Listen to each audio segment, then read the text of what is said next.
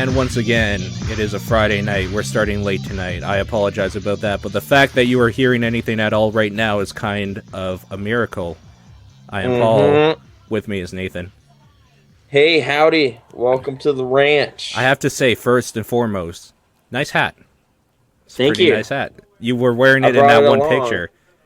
Yeah, we're here to, announce the launch of our new initiative, Dude Ranch. Sure. I mean, technically, because we haven't announced that. Yeah, I know. I mean, it kind of already happened, but Sean wasn't into it, so, he didn't, he was on the ranch, but he hated it. Which, you know what? It's fair. Cattle isn't for everybody, so we understand that. However, if you like cattle and a good time, you should check out Them Game Dudes on YouTube and visit the ranch. Mm-hmm. Yeah, we're going to play random stuff. We got Viscera up there. That's technically not. Actually, no, it is, right? That's the Game Dudes? That is. The Dude Ranch? All right. Technically, I think anything with you and I will just, video stuff will be on there, right? So it's Them Game Dudes is Dude Ranch. So it's kind of like a City Slickers theme, but, video games and, roping games and branding them. That's kind of what we're about. We're just like, hey, sear this seal of approval onto this game. Roping games and branding them. Yeah, that's what we do here in Cowtown. Calgary themed. Yeah. Bringing it home. Yeah. Bringing it home. Anyway, hey. Howdy. Hey, Paul. I have to say, first of all, that hat brought back bad memories, because I'm waiting for my shirts. And I haven't got them yet. My Krasnor G shirts, where you're wearing said hat. I'm not wearing this hat. Are you sure? This is a way bigger hat. This is a cowboy hat.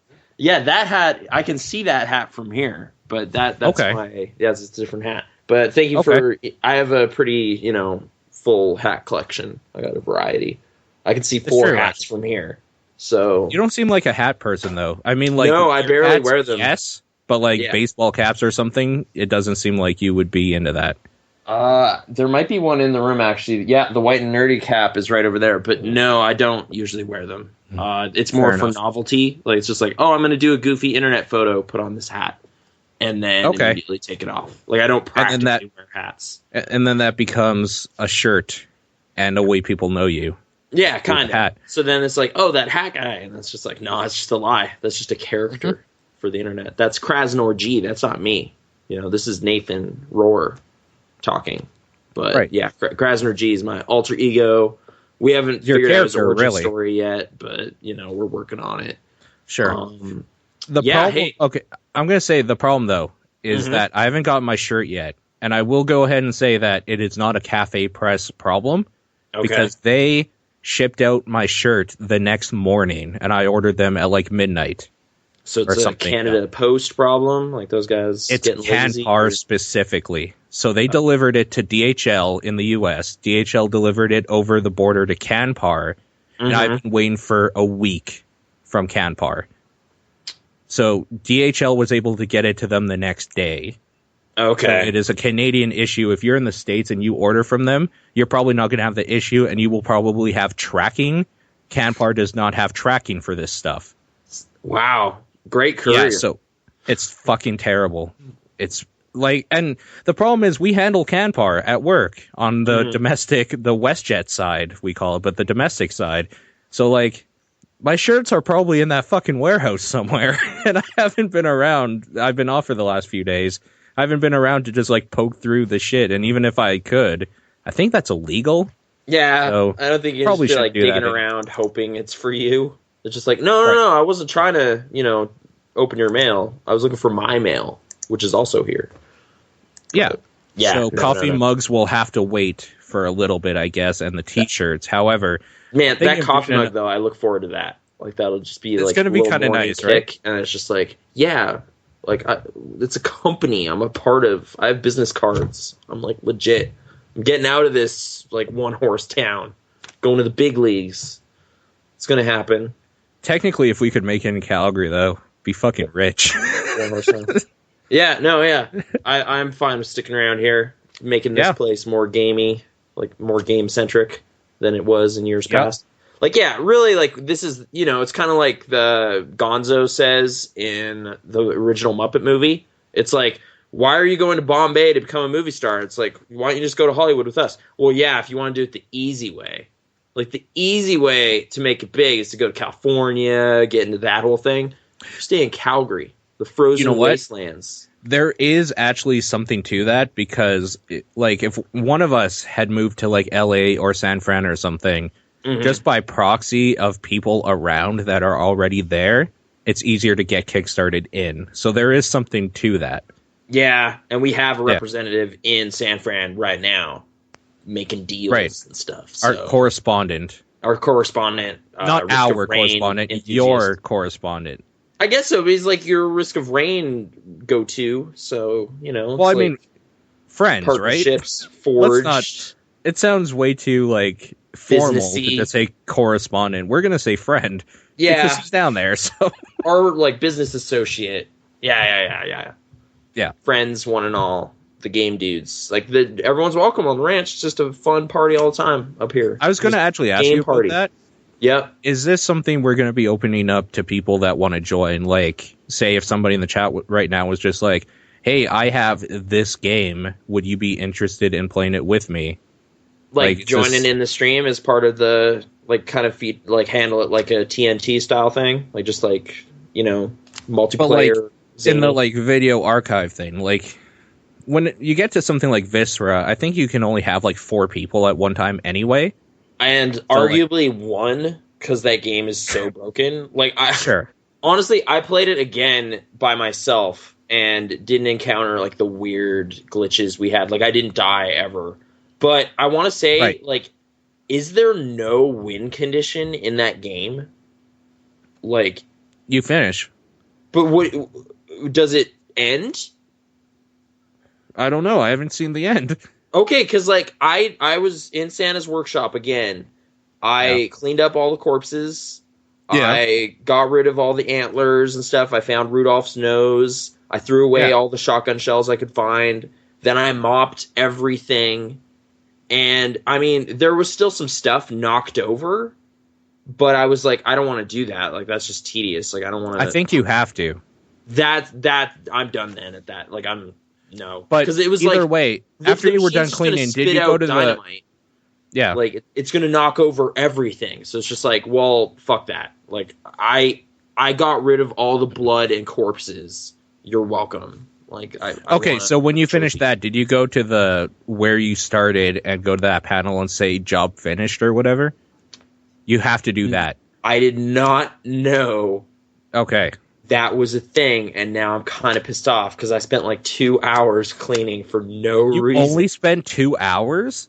Okay, so that isn't as long as I thought it would be, because I thought it would be maybe like 4 or 5, because there's a lot of shit to do. There's a lot of shit, but no, it was about 2 hours. Like, I mean, I'd done it before I knew where, like, stuff was hidden and whatever, so it's like... And I actually was able to use the biohazard, like, boxes successfully. So I'd, like, go down to the stables, put a bunch of rubble and, like, meat chunks in it, and then take it up to the fireplace. I was still burning everything, I think. Are you supposed to? Yeah, I think so. I think that's the only way to dispose of corpses, just like in real life. Yeah, pretty much. So, I don't know. Like, I still find the core mechanics and, like, the core idea of that game really charming and interesting. But, I don't know. That kind of bums me out. It's broken. It's kind of broken, and, like, there's that vagueness to it. Like, I did not know there was a work panel thing. I thought that was just, like, another background object or something. I think that's technically how you even have to start your shift. So even if, like, we did everything, I don't know if it would have counted, maybe, because you go to that and you're like, start shift or whatever. Oh, and then weird. You start working. Okay, well, honestly, I found the mechanics unique enough. I'll probably play it again.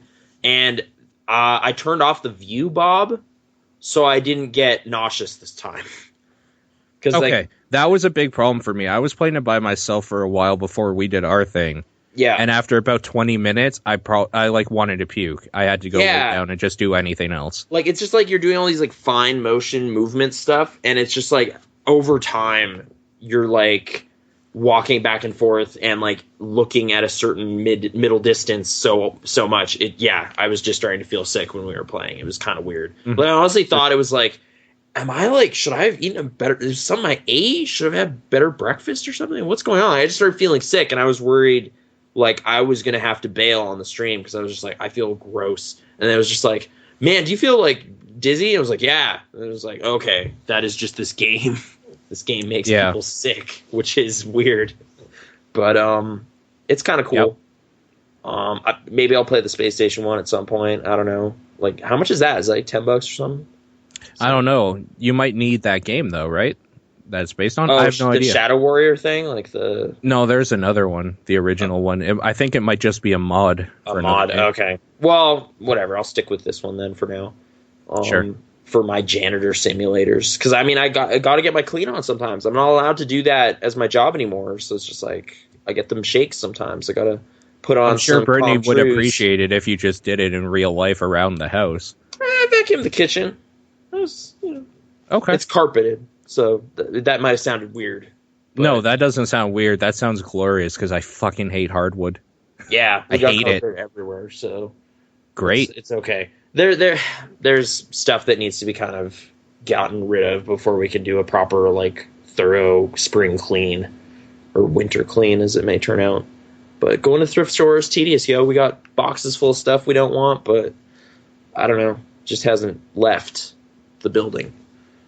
And it never will. I'm just giving you that piece of advice. It never will. It never does. Not on its own, like we have to actually do something, and it's kind of easy to ignore it. But maybe at some point I'll be like, we need this corner of this room to be accessible.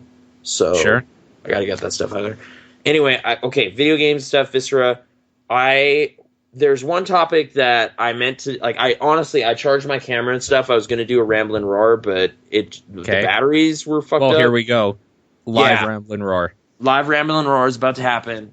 Okay. This is kind of a weird topic for us specifically, and I still feel like maybe I should have a little more experience with the game in question before I like get too upset about stuff, but I still feel justified in saying a few things about it. Okay, so legendary indie game developer Jason Rohrer. We go. Yeah, friend of the show. Let's go with that. Okay. Yeah, we'll try to be friendly. He is on the verge of releasing his new game, The Castle Doctrine. And okay, it's not out yet.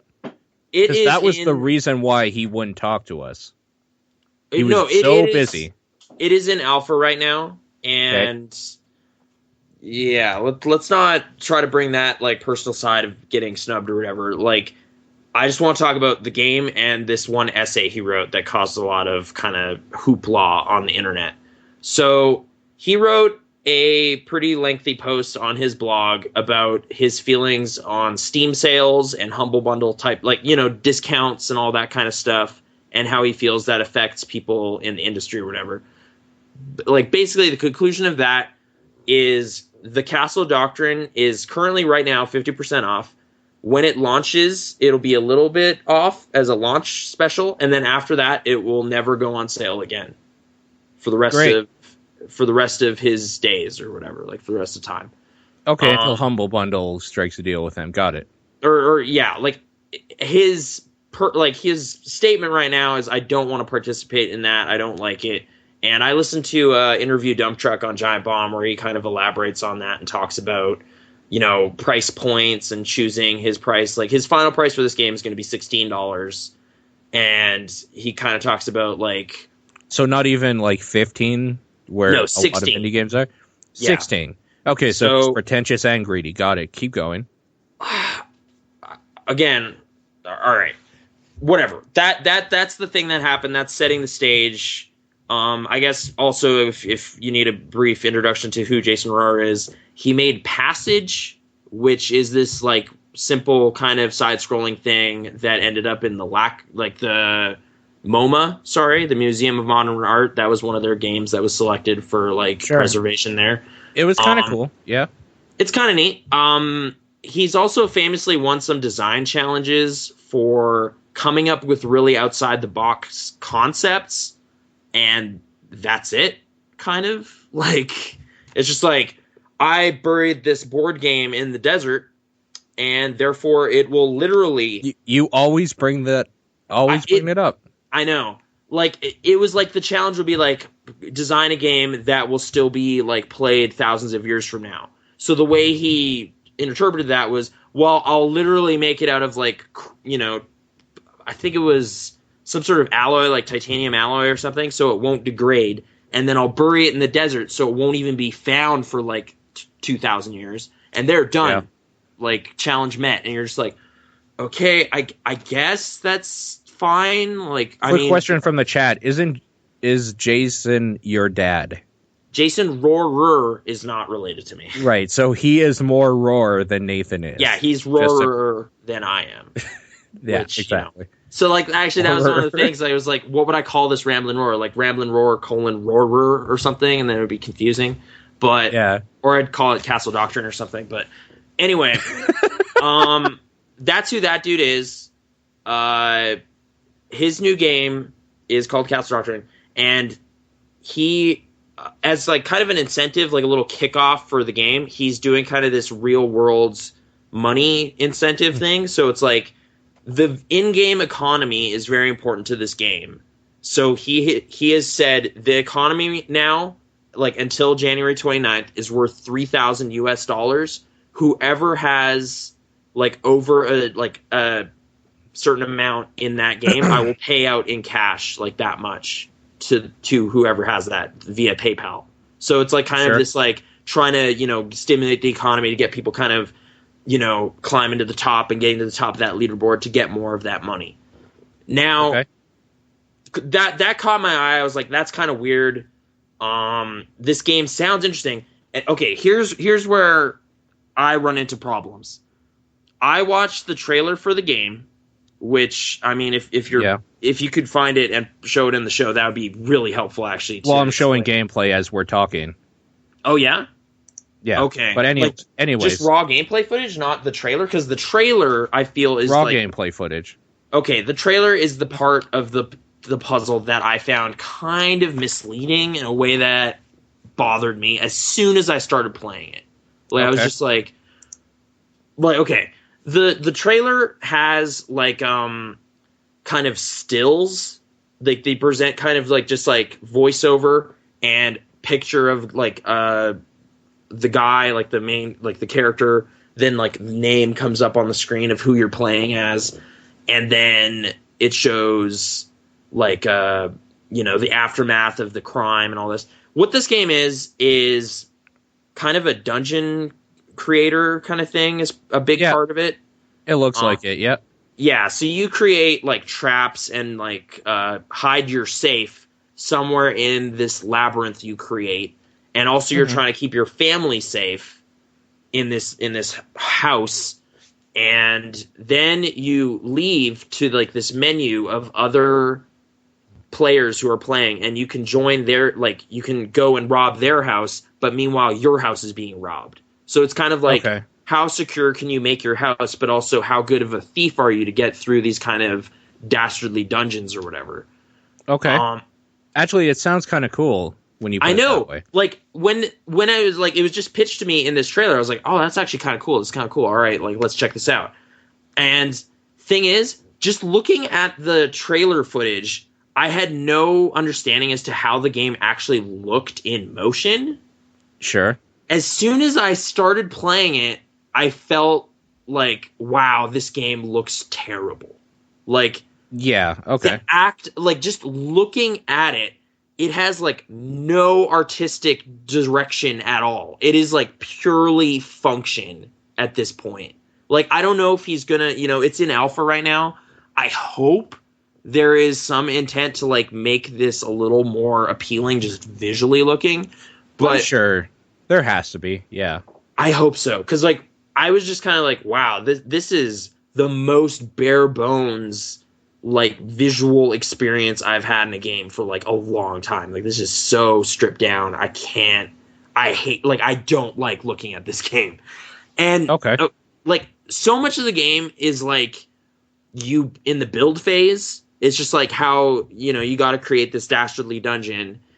And okay, I have this issue where like the premise of the game is, you're an everyman, you have a family, you're just trying to kind of protect what's yours, but your house can only ever be a crazy psycho dungeon.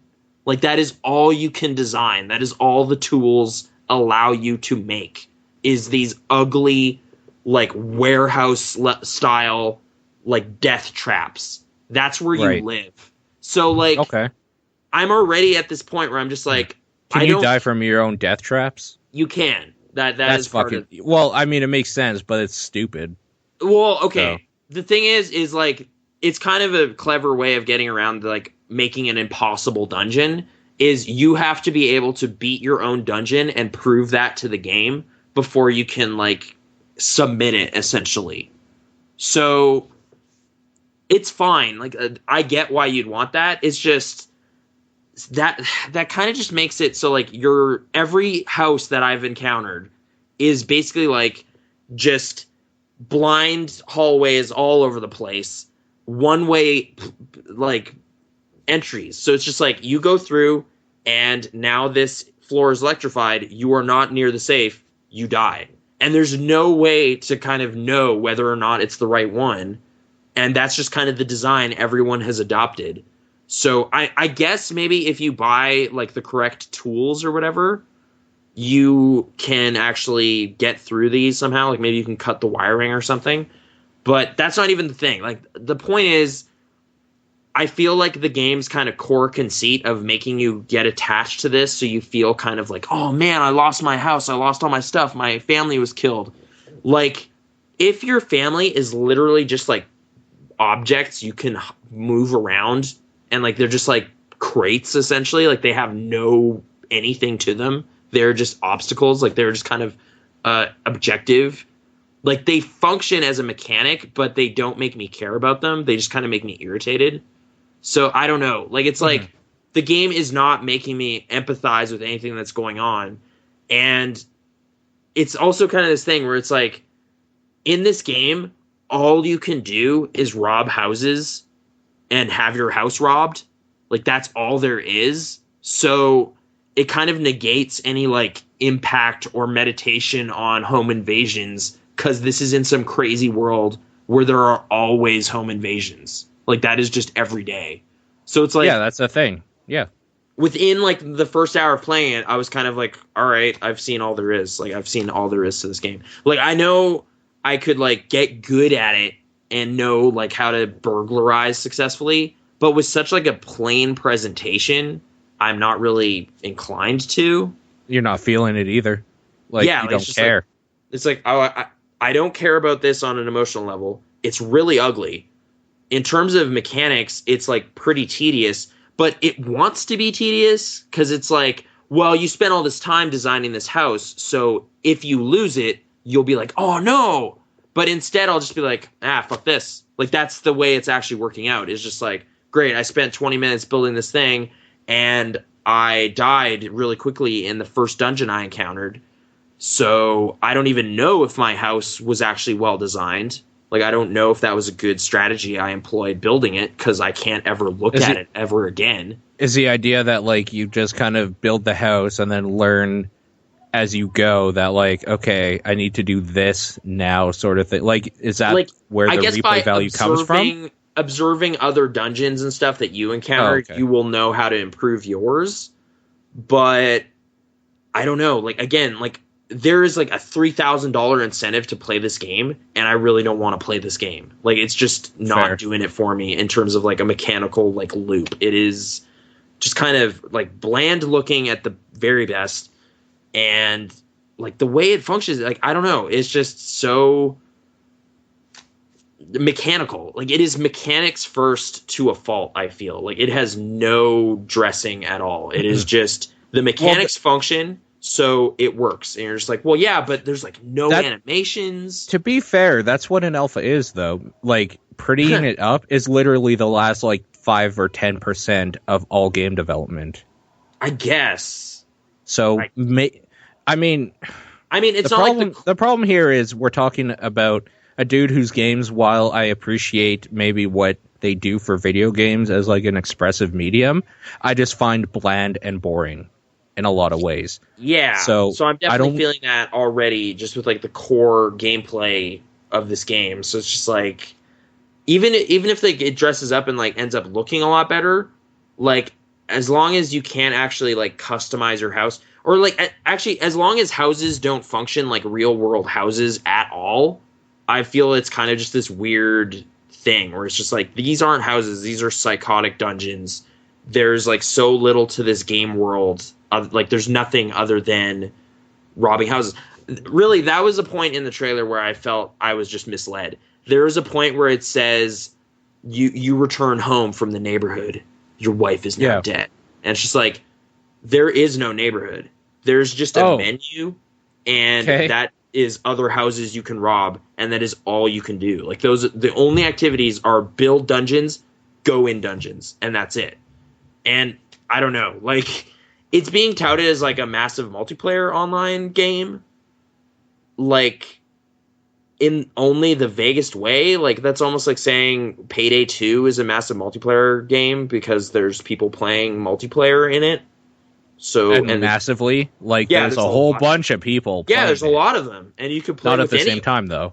So that's massive. And you're just like, well, no, not really. Like not in any strict definition of I've ever seen. But I don't know. I was pretty put off by it pretty quickly, and yeah, just hearing kind of like quotes like, "Yeah, my game's gonna cost more than Super Meat Boy ever did, or Fez, or Braid."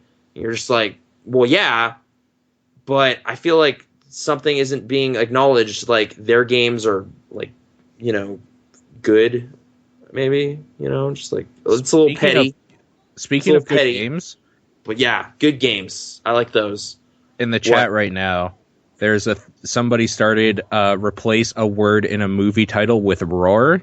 Okay, and it's gradually went from that to games. So you're in a lot of games now. Okay, so Grand Theft Roar was one of the first ones. Okay, Pokemon Roar version sounds like the Pokemon version I need. Yeah, because it would just be like, instead of catching Pokemon, you're just like catching game developers and berating them for their games or something to make them fight. It would be kind of great. Maybe you are the Pokemon. Maybe I am the Pokemon. That's the thing. You found a wild Nathan appears, and then it's like, taxi. I don't know. Sorry to kind of go on about this game that isn't even done yet, but I don't know. It's just, it's that thing where it's like, well, you can pay to play it, and it's, you know, feature complete, so I don't like the features really either. I don't know. It kind of annoyed me a little bit, just this whole thing. Saints Row the Third. Fair enough. Yeah. Saints Row the Third? Yeah. Is that what you said? No, that's what the chat says. Wayward pitched that in there. Oh, okay. I just saw that now, because I wasn't looking at the chat for a second there. I thought you just threw that in yourself, and I was just like, that's fucking good. That's actually quite good. I can't take credit for that. You should, though. Yeah. I don't know. It's just, I felt the trailer kind of sucked me in, and then I was like immediately rebuffed. Like as soon as I clicked that executable, I was like, oh God, this is not what I want. Like the executable? Yeah, the executable. As soon as I clicked on it, I was kind of just like immediately like, oh, this is not what I want at all. Like, I mean, people are saying like, it's like an old school roguelike. Like this is what they look like. Sure. It's dungeons and stuff. And you're just like, okay, sure. Okay. But I'm used to those being kind of slicked up. You know, the last 5 years have kind of done wonders for that subgenre.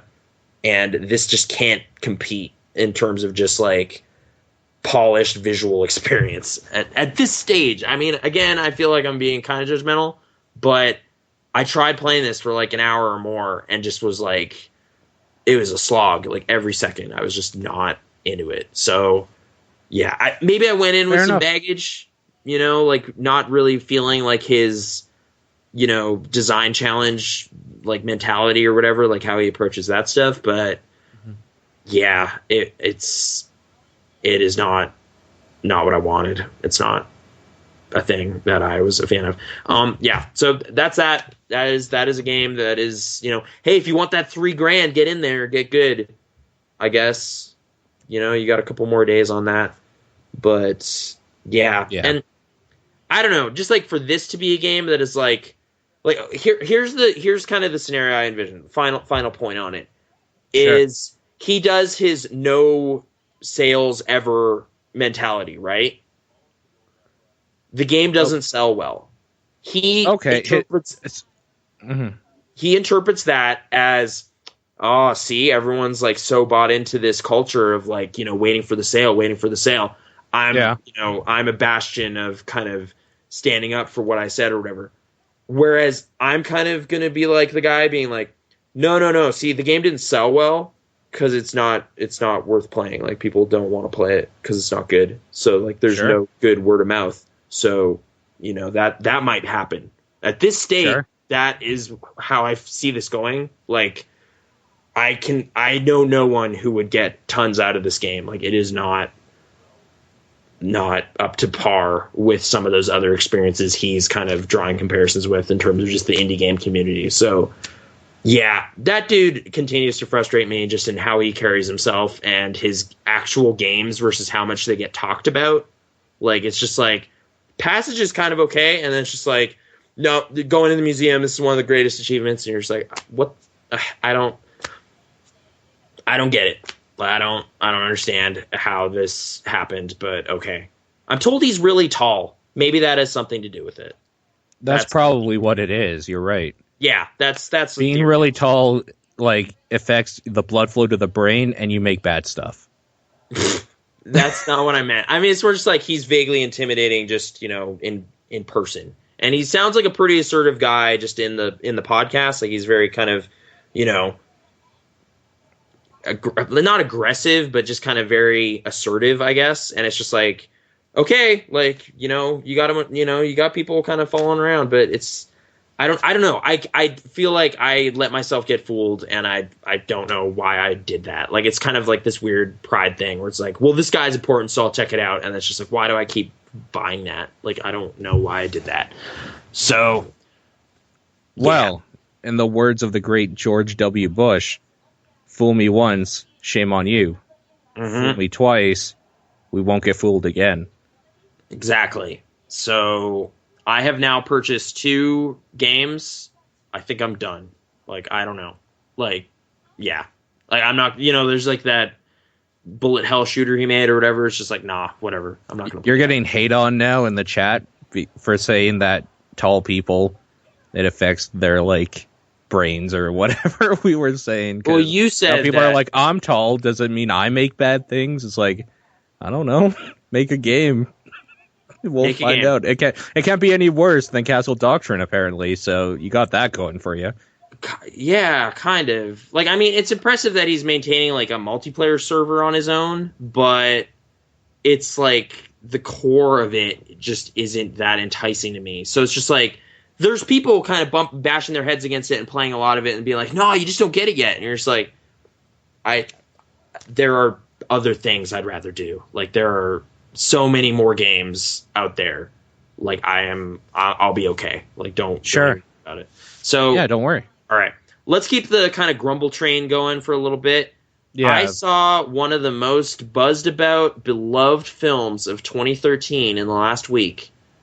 And I did not like it at all. So let's start talking about it. Disney's Frozen is a film. It is the Walt Disney Animation Studio. It's the people who made Tangled and some of the folks who made Wreck-It Ralph. I quite like Tangled, but I only watched it once, like a couple years ago. So it's not like I gotta buy this on Blu-ray. I love this movie. It was more just like, it was a fun evening, whatever. Wreck-It Ralph was okay. I was kind of genuinely impressed by some of the plot turns. I didn't see those coming, but I felt maybe some elements of the whole premise were a little squandered. Like, I was kind of a little bit let down. This movie has been getting like so much positive talk. Like, people are just like, this is the return of the Disney princess movie. This is amazing. This is like a true classic in our time. Oh my God, this is so amazing. Wow. Everyone go see it. $750 million later, I'm like, fine, all right, let's go. And I was like, from kind of the opening seconds, getting like just cringy, like just kind of like, oh, I don't like this music. I don't. Okay. Give it a second. Like maybe. All right. I didn't like that. How did you feel song. about the snowman? I didn't like that song, but okay. The snowman doesn't show up for quite a while.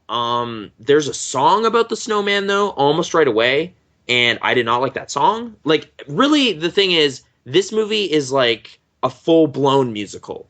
Like, it is like thoughts and things characters want to do are expressed via music. It is not kind of like there are 3 songs over the course of this movie, and you're so like, it's a Disney movie. It is like that. It feels like it comes at you faster and more furious than in other Disney movies.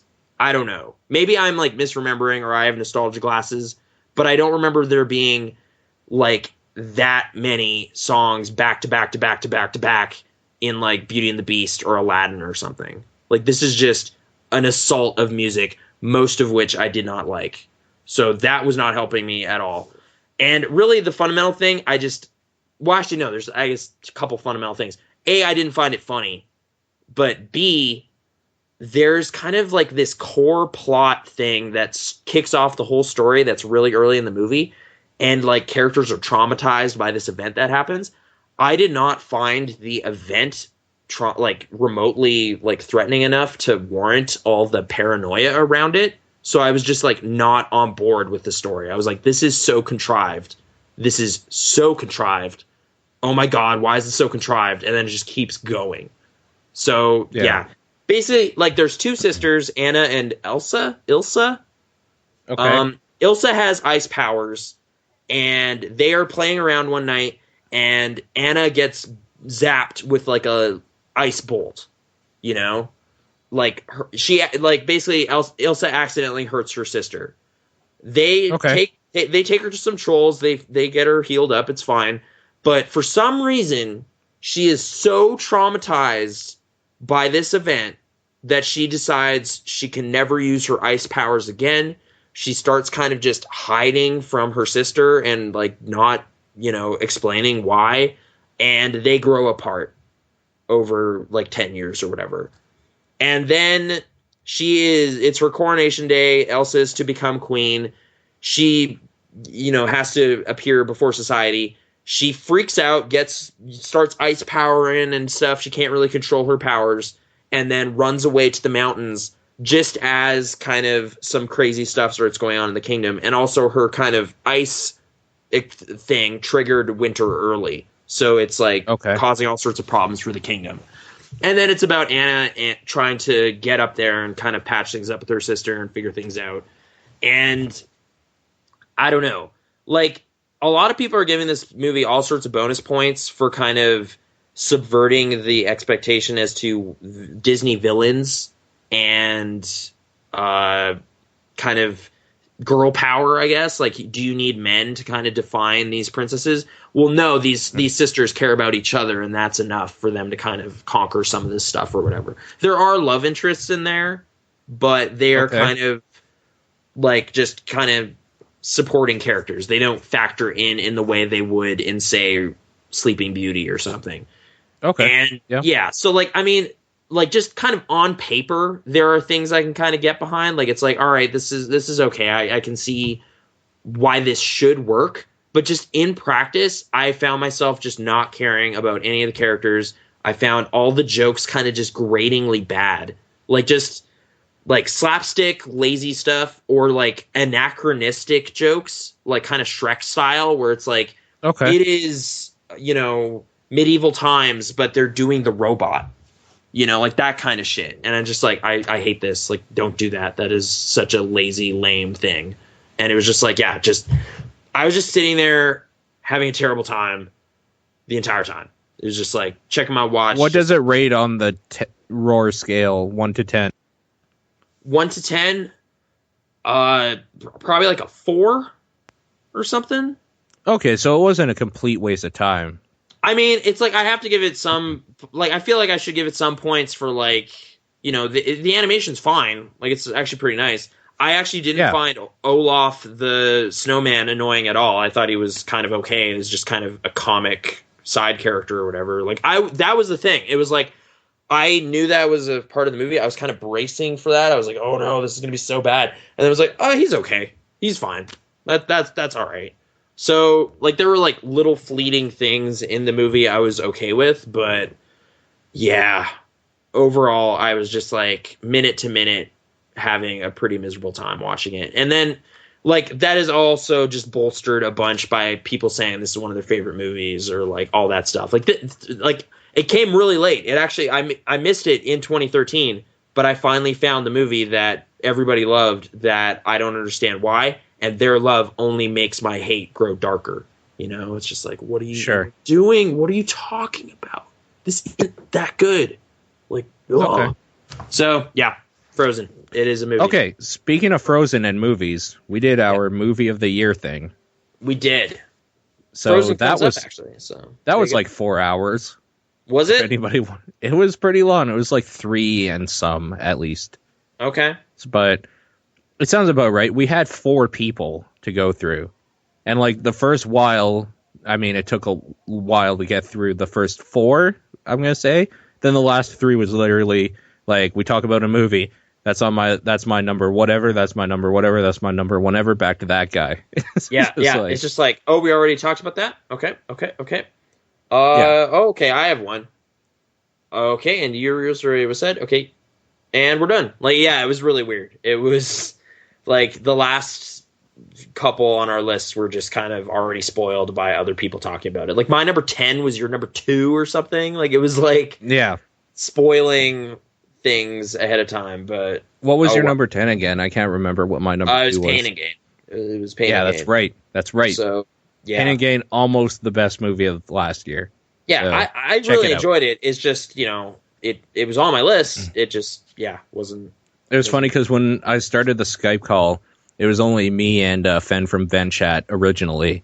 I was just like, I'll just give you a heads up about how this goes. Sean's going to like a lot of animated stuff, and Nathan will like stuff you probably haven't heard about, and I'll be the guy just somewhere in the middle.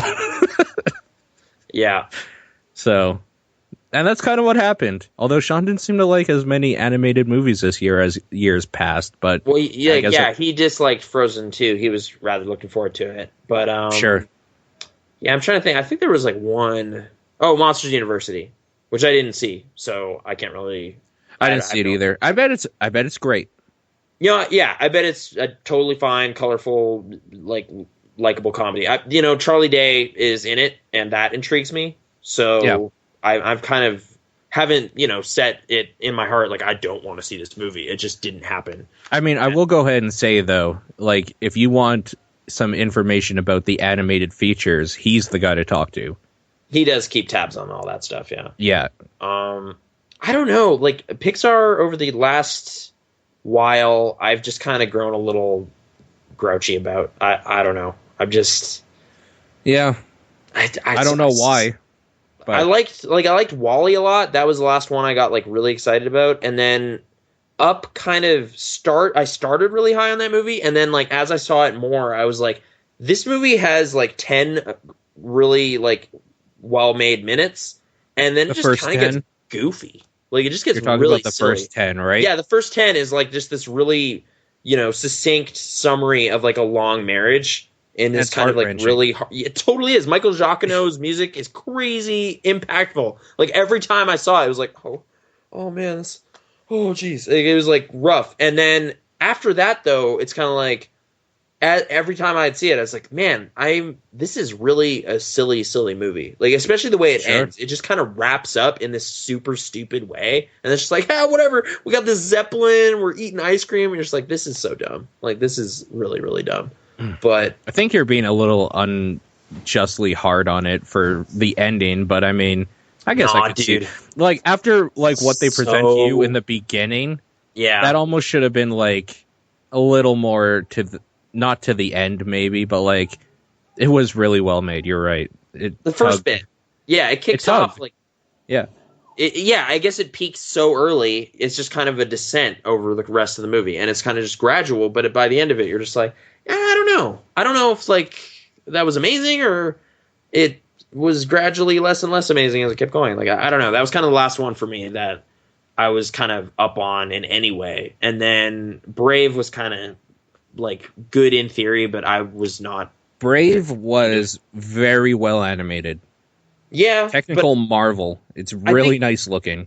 Something about like it, I don't know if I've just started noticing it more, but like all the slapstick comedy is starting to kind of grate on me. Like those little brothers of hers in that movie, I was just like, this is so They're terrible. They're the worst part. Yeah, like it's just like, but they're kind of there prominently and getting all the laughs, but I was just like, that's just dumb. I don't want that.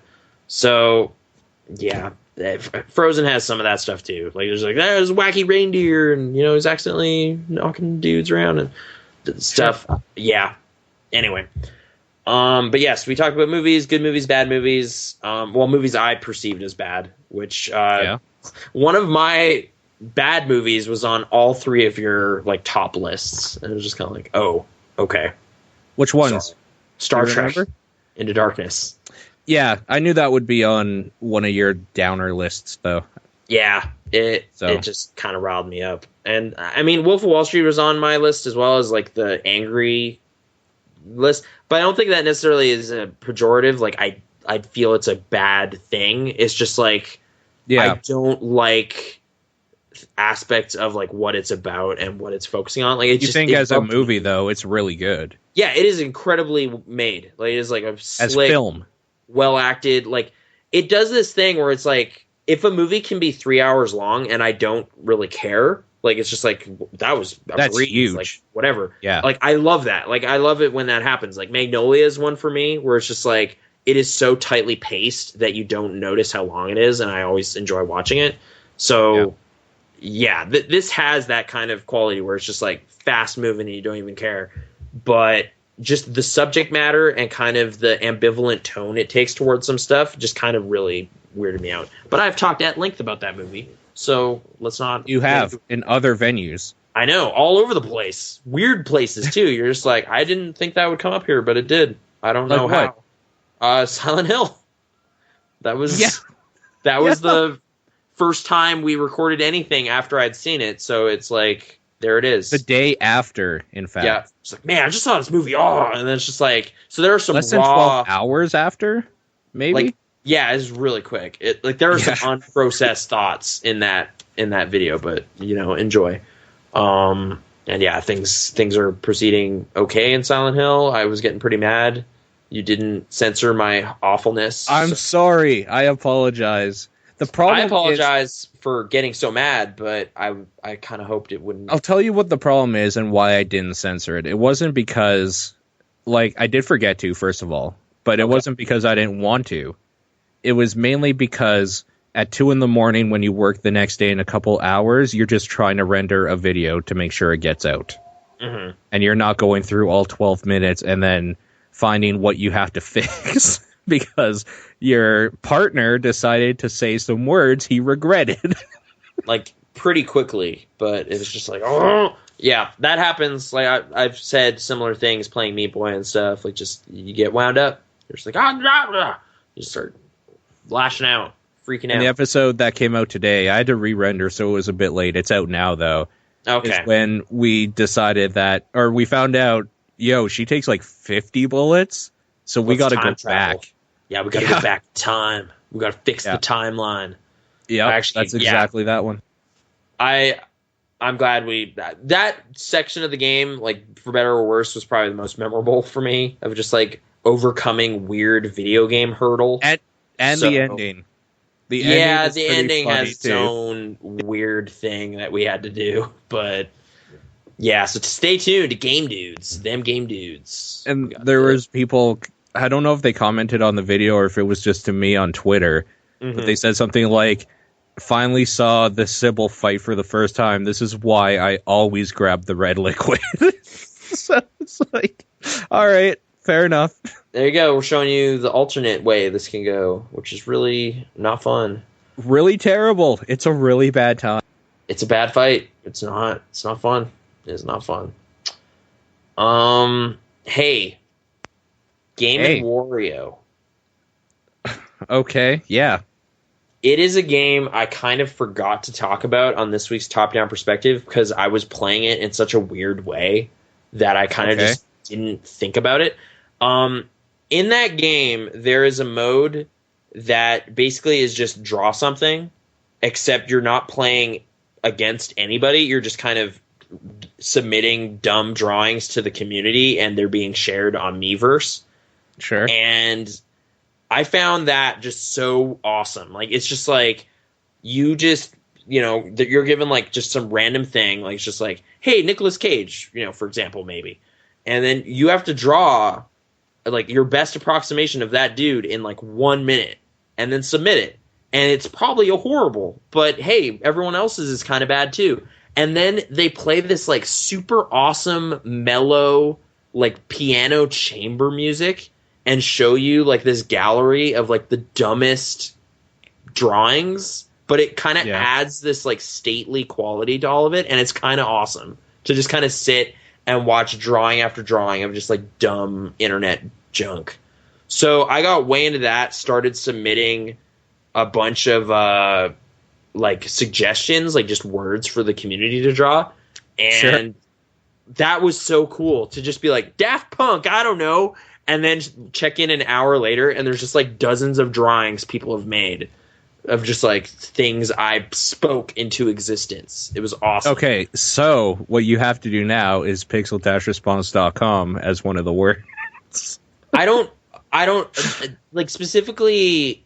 They do kind of censor stuff. Like or if it's like too corporate sounding maybe or something. I don't know if they let that. You know what? through. It doesn't even matter if you just put in those. If I put pixel response, it might get through. And because if people, like, I don't know what that is. Yeah, but because if people Google it, we're actually, I think, one of the first Google things on it. So I mean, I can totally submit that. I put Giant Bomb in there to see what people come up with. A lot of people were just drawing large explosives, but then every now and then, did anyone draw like a Vinny or something? There was like a Jeff talking about video games, and then there was like the logo, and then there were a few that were just like a picture of a bomb or something. But then it's like Brad is the best or something, and you're just like, okay, this guy knows the site. Like, that's cool. So then, giving Yaz to people like this, like basically upvotes and just applauding, except it's instead of exclamation point. One of my words, anime, made it in the top 10. It was one of the trending words, so I was like, feel good about that. And then just like people drawing weird anime dudes or like admitting they can't draw. You say weird anime dudes, but it's probably actual characters that you've never seen before. There's a lot of One Piece references that people are into. Sure, why not? Yeah, there was tons of One Piece stuff. A few just kind of generic anime eye kind of things and whatever, like just that drawing style or whatever. Now I know what you're saying. Yeah, anime's for jerks. But I figured it might resonate with the Game & Warrior community, and I was right. So yeah, I just threw out tons of stuff. Some of them nobody drew. Actually, a few of them I was like, I put Mega 64 in there. There was like 3 or 4 drawings, and I was like, awesome. Someone else knows what that's about. So yeah, it's a fun mode. It's been in there the whole time, but I honestly didn't know about it until I watched the Giant Bomb Quick Look. But they have since that time highlighted it. They put it like front and center on the menu. It is like single player, multiplayer, weird drawing minigame is just right center because they want people to play it. And a lot of people are. Like, it's kind of weird seeing like a game on Wii U people are doing stuff in, but it's kind of awesome. So I've been booting that up every now and then, just kind of messing around with it. That said, I've also been trying to kind of get more out of Game & Wario the game.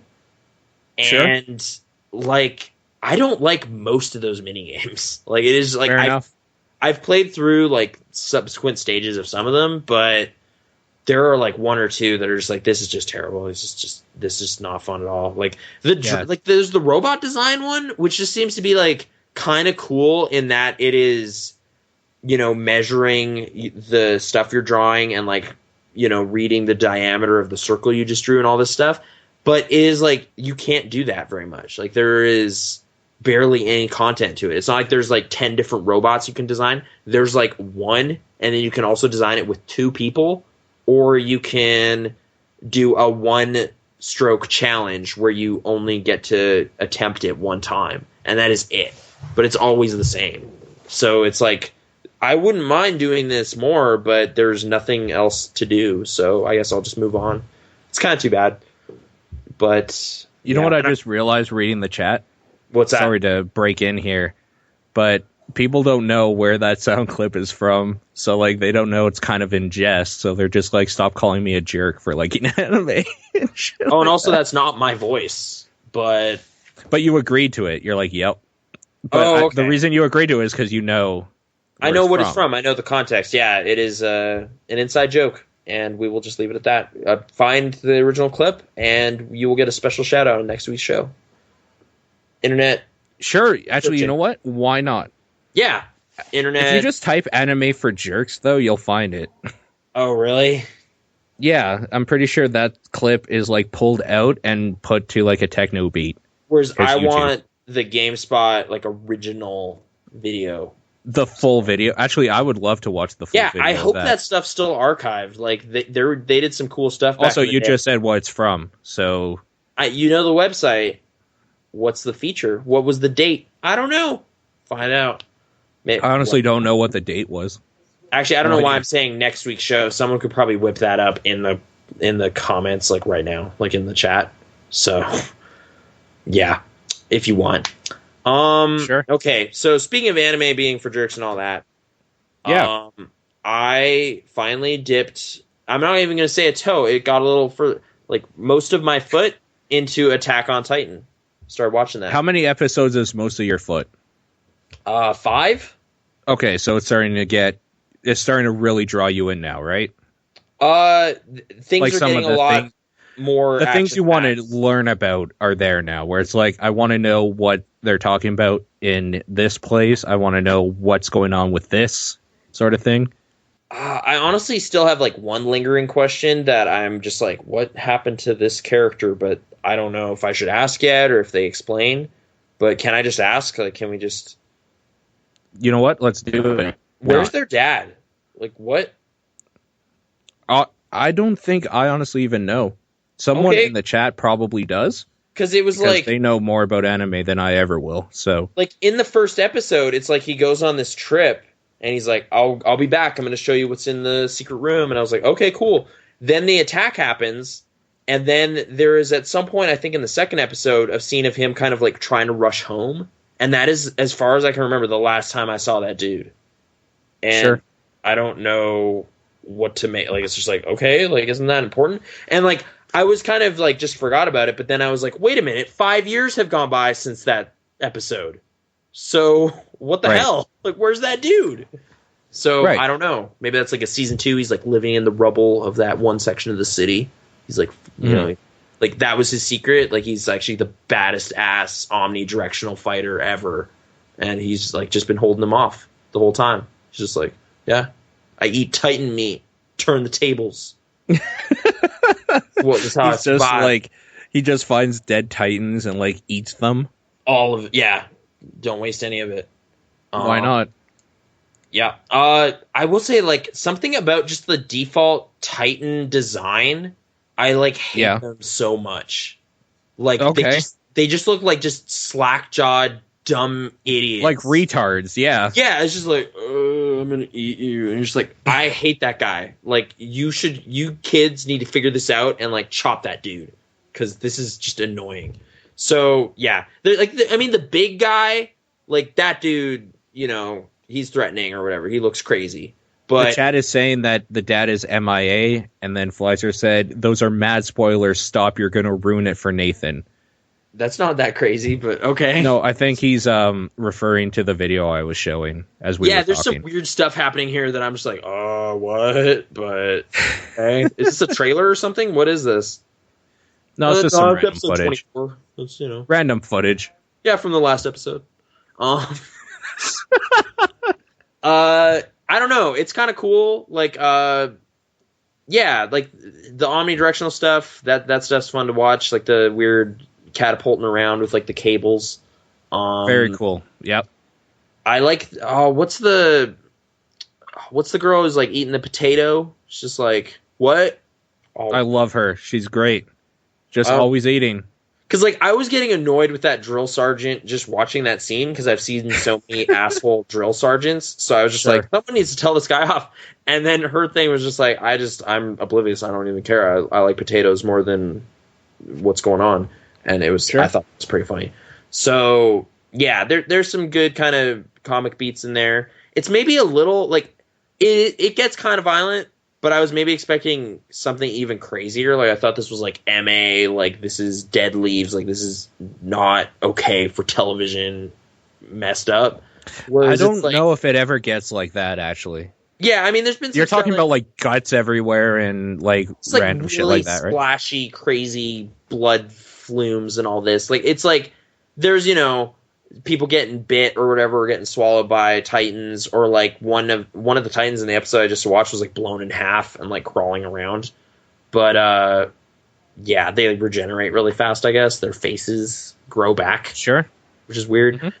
I don't know. It's okay. Like the city walls and everything, going inside further and further in the city. Yeah. What was the last thing that happened in that show for you? I know you just watched it, so... Okay, in the last... Oh, yeah, it's kind of in the middle of some really messed up stuff. Like, they seem to do a good job of leaving you hanging every episode. Which is great. That's, like, the carrot on the stick right there. Yeah, at least with the last two. Like, the last one like, the one before the one we just watched, it was, like, the super colossal titan shows up, kicks the wall... They're like, oh shit, and like he jumps at it, and then it's end of the episode. And you're just like, yeah, okay, well I need to watch the next one. And then that fight happens, he disappears, and then that episode ends with like, dude just got thrown by a titan, like one of them just got eaten, another one is about to be eaten, and then you're just like, oh shit, to be continued. See you next time. Did it show which one was about to be eaten? The girl with black hair? Armin, I guess. Oh, yeah, okay. No, Armin was in danger. Eren jumped in, threw him out, and then Clomp, and now end of episode. So I don't know what happened with that. Okay. Yeah. But I just saw Eren in some footage, so okay. I guess he makes it. That's good. Yeah, that's the thing, is like, first of all, that footage kind of was mad spoilers for some stuff. You won't really know about that until, like, some more stuff happens. But I will go ahead and say that a lot of the characters that maybe you're getting attached to or whatever, like, the people that the anime's, like, these people are kind of more important than normal grunt sitting on the wall.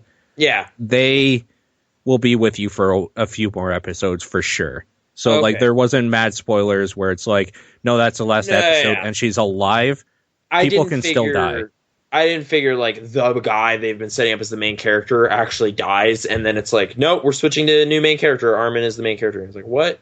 Yeah. So, it's been fun. Watching that is also, like, I think between watching that and this weird, awesome show called Kojipan, which is, like, from the Hello Kitty people, but it is, like, a failed, like, it didn't do very well. It came out, like, 12, 13 years ago. It is about a loaf of burnt bread and him being kind of just bitter and cynical in this bakery and drinking milk and hanging out with his other burnt bread buddies and then being kind of weird and jealous about good bread.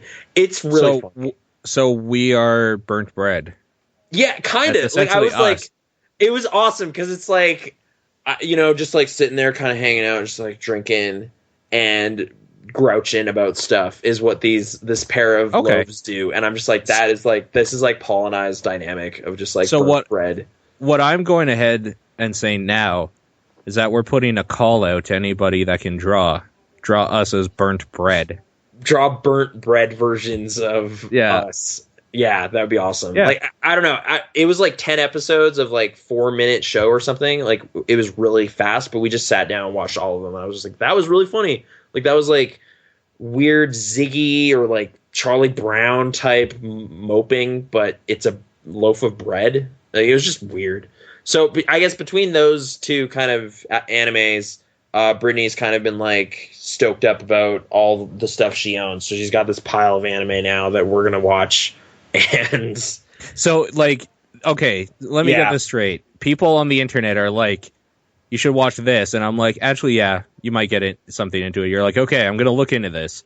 Yeah. But because of this, the floodgates are now open, and Brittany's like, we can share everything now. Well, like, honestly, unloads this dump truck full of anime DVDs on your lawn. It's just like, I was hiding this for so long. Yeah, no. It was part of the revelation, actually, was through watching Attack on Titan. We found out Funimation, their Netflix content is all Japanese with subtitles. So it was just kind of like, oh, cool. Like, we can watch Full Metal Alchemist now and all this stuff. So it's just like, there's a lot of anime on there, actually. Almost too much, like that's kind of thing. We both have a day off tomorrow, though, so we might marathon like a ton of anime. I don't know. I guess, sorry, are people asking for names? We got Miyuki-chan Wonderlands, so, X Remix, and Last Exile, which is about pilots, I guess. They're flying planes and stuff. I think there's only 4 episodes on here. That's some of them. I know there was some more, I think, Netflix candidates. And also, we started Evangelion a while ago, so I don't know how this started, where it's like... I was going to say, it seems like she'd be really into Gundam as well. This guy hates anime. Oh, yeah, I'm looking at Gundam right now. I don't know how much of the show... she really just likes robots a lot, so... Yeah, that's what I meant. Yeah, Maybe you should talk to Marshmallow on Twitter about what Gundam he could introduce you to. What is the good Gundam show to watch, or like which of those?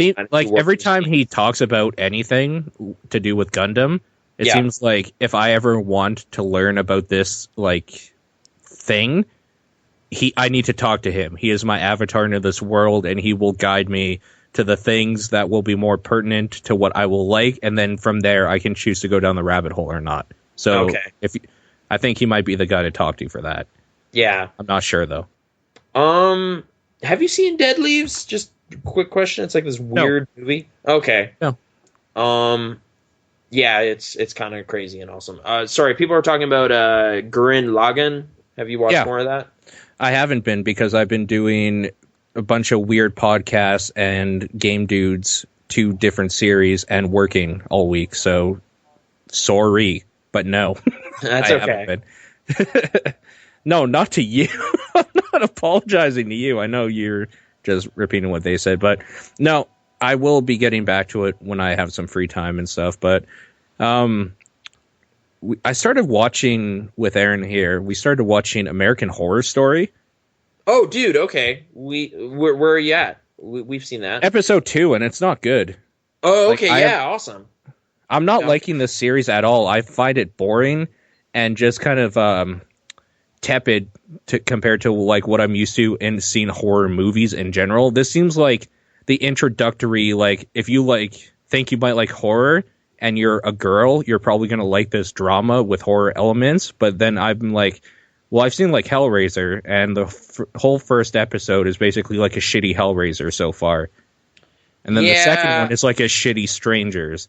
It's like happening. It's TV's sort of safe. I mean, it's still MA, like mature audience or whatever, but yeah, it's definitely like toned down compared to like how messed up horror movies can get. So honestly, like it was kind of weird. My problem with that show initially, anyway, was like they were doing too much stuff. Like it was like too much murder of the week kind of thing. Like it's just like how much bad shit can happen in this house before they just stop doing it? Like just leave. Like it's kind of retarded. My problem is that I just don't care about any of it. None of it's scary at all, for one thing. Like there is not even a jumpy moment. I looked at it more as like a weird mystery, not so much like a horror. It was more just kind of like I heard from people that it's a really good horror series, and I'm not. Well, it's got horror in the name, so right, but that's a lie. That is just a flat out. Anybody that's seen a horror movie knows what's happening. Like it's not a surprise. What's a surprise is finding out what's behind some of the weirder characters. And that might be enough to keep me going. But like so far, I haven't seen anything to really hook me. I don't care about any of the characters really. Oh no, yeah. I guess that's kind of the weird thing with that show is it's like a serial. Like every one is its own thing. So we started watching season 2, which is Asylum, and it's totally different, but it's got some of the same actors just in different roles. So wait, so like all of season 1 is kind of its own thing? It's kind of, as far as I can tell, like I haven't seen any kind of like acknowledgement of stuff that could cross over necessarily, but yeah, each season is its own kind of mini series, and then it's like different horror stories. So it's like that idea, haunted house, asylum, and then the third one I think is about witches. So see this idea right now that you're telling me. Yeah. Now I'm into that. So I'm glad I talked to you because I like the idea that like maybe I'm not feeling this season. Oh, next season might be good. It's totally different. Like it's kind of weird seeing it. Like Good. That's kind of the thing. Like getting used to the tone of season 2 is like its own thing. Like James Cromwell is playing this creepy like doctor who might be a serial killer. I don't like Dylan McDermott. I think he's terrible. I don't think he's in season 2 like at all. Or Fair if enough. he is, I think he might I've show always up thought later. he was terrible. So yeah, and he's that. front and center in that show, so that won't help. Jessica Lange is prominent in both. So if you don't mind her character in the first one, she gets to do even weirder stuff as a kind of head of a nun, like she's basically the head of the asylum in some ways. So yeah, okay. It's an interesting show, like the format anyway, like that they changed it so much up every time. We've only seen like 2 or 3 episodes of season 2 though, and it's not like, oh, I can't stop watching this show. It's so crazy. Like we very slowly went through the first season. Like it was just kind of like, yeah, let's watch this, whatever. And then we'd like watch one and then watch some regular show or something, or like just kind of change it up a lot. So I don't know. There are some things to be found there, but yeah, the stuff that show does well is just kind of slowly unfolding like weirdness, like just kind of like, what's this person even about? And you're just like, oh, okay, as it goes. Not so much you're actually going to be filled with dread at some of the weird stuff going on. Although, okay, maybe I'm looking at it wrong then. Yeah, season 2's already started getting into more like weird Exorcist type stuff and like aliens. Like it gets weird, but see that I can appreciate. I don't feel maybe that they're going far enough in the horror direction right now, or they're going far enough in the weird psychological thing either. It's just kind of in the middle somewhere, and I don't care. So if it goes really weird, I'm still into that because that's a different feel on to itself, right? Yeah, I guess season 1 gets kind of weirder as it goes on too, but I don't know. Like if season 1 is a swing and a miss for you, at least maybe look at what season 2 is, and maybe you'll like it. But I don't know. I've heard people like don't like it at all either. So I know, like, I think it was Alex Navarro hates that show. And he's like a horror movie enthusiast, so I was gonna say, like, I think I agree with that. Again, the record is clear that I agree with most of what Alex Navarro says. So yeah, that he's on point sometimes. So I don't know. It's not for everybody, but I don't even know if it's not like in no way like one of my favorite shows going on right now. It's kind of fun. Like it's like, okay, it's kind of novel. It's got its own thing. Sort of. So, although I think it's been a weird thing in the past couple weeks is like there are too many shows that I'm kind of curious about that it's just like there's no way to watch them all. Like there's just too much going on.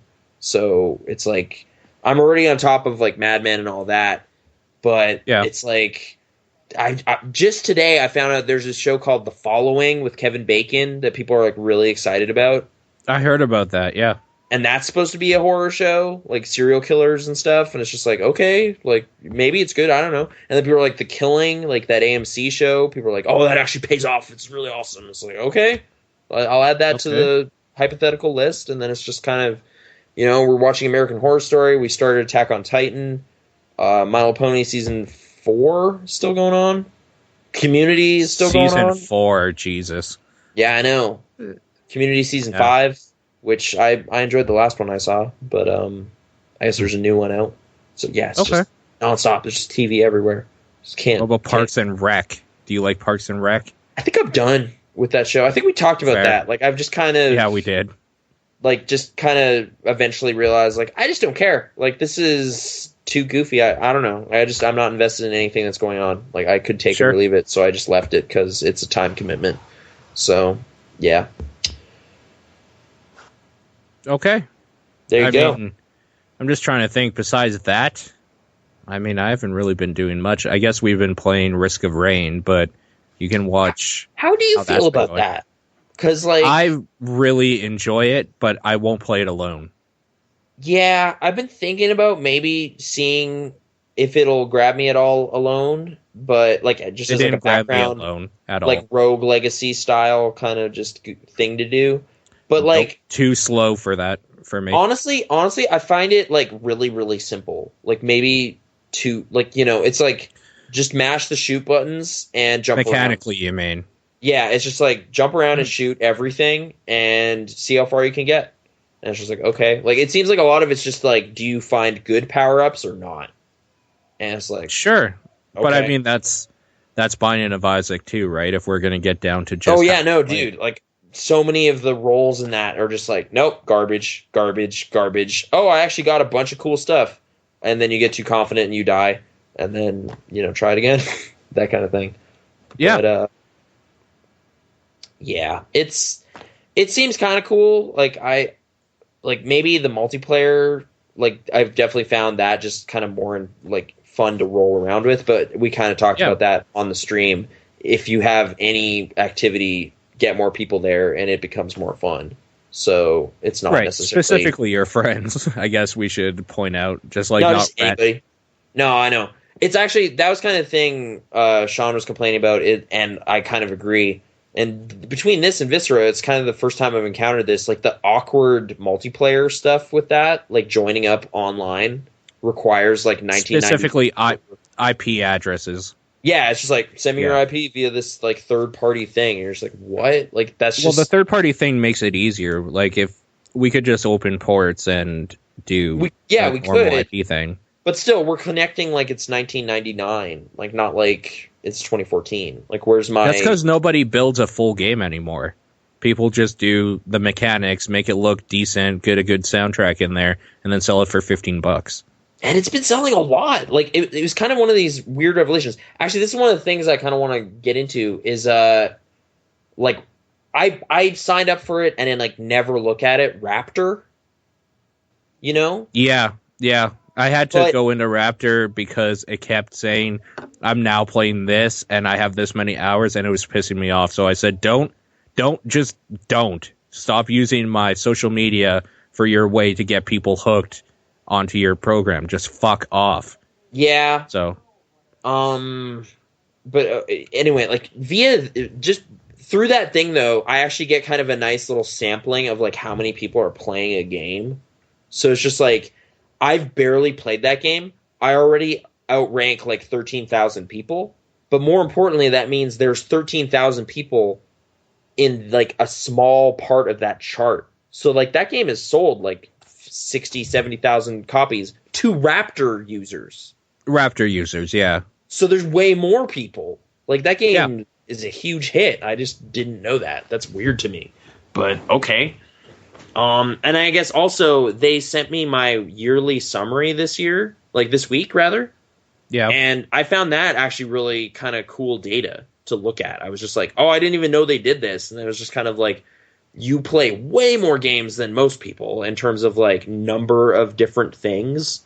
So that was kind of a weird thing. It was like 74 or something, whereas the average is like 30 or something. Like, it's just like, oh, okay. And then just like breaking down hours wise, that stuff it seems to get wrong like a lot. I was gonna say like it's neat data, but it's wrong data. So yeah, it's that. I don't think it rolls in PS3 accurately, so it's just kind of ignoring a lot of stuff. But even just at a glance, it's kind of like, oh yeah, I guess I played a lot of Spelunky and Miasmata, and like just kind of seeing the rankings. It's kind of just a cool kind of the same way I liked what Scrobblers or whatever, like that thing did, Last FM for music habits. Sure. Yeah. You can just kind of see what you're doing. So even though it's flawed, like all over the place, I guess I'll, I won't log out or whatever. I guess I'll keep it, but it's kind of an interesting thing. I actually like the one thing though I do just genuinely like is like relative to other players, how much of this have you played? And then just getting kind of that snapshot of how big the community is. Like, Cook Serve Delicious, not enough people play that game. It's kind of too bad. More people should get that. But, yeah, it's like a couple hundred or something are on that. So, I don't know. That's just the thing. Anyway, games. Video games. They're a thing. They're a thing. Some of them are good. Some of them are bad. I was going to ask you, drawing things. Yep. How did your talk yesterday with I don't even know his name. I'm not going to pretend the TDP thing. Yeah, sure. Yeah, that actually went okay. I will cool. say that I was like kind of nervous about it.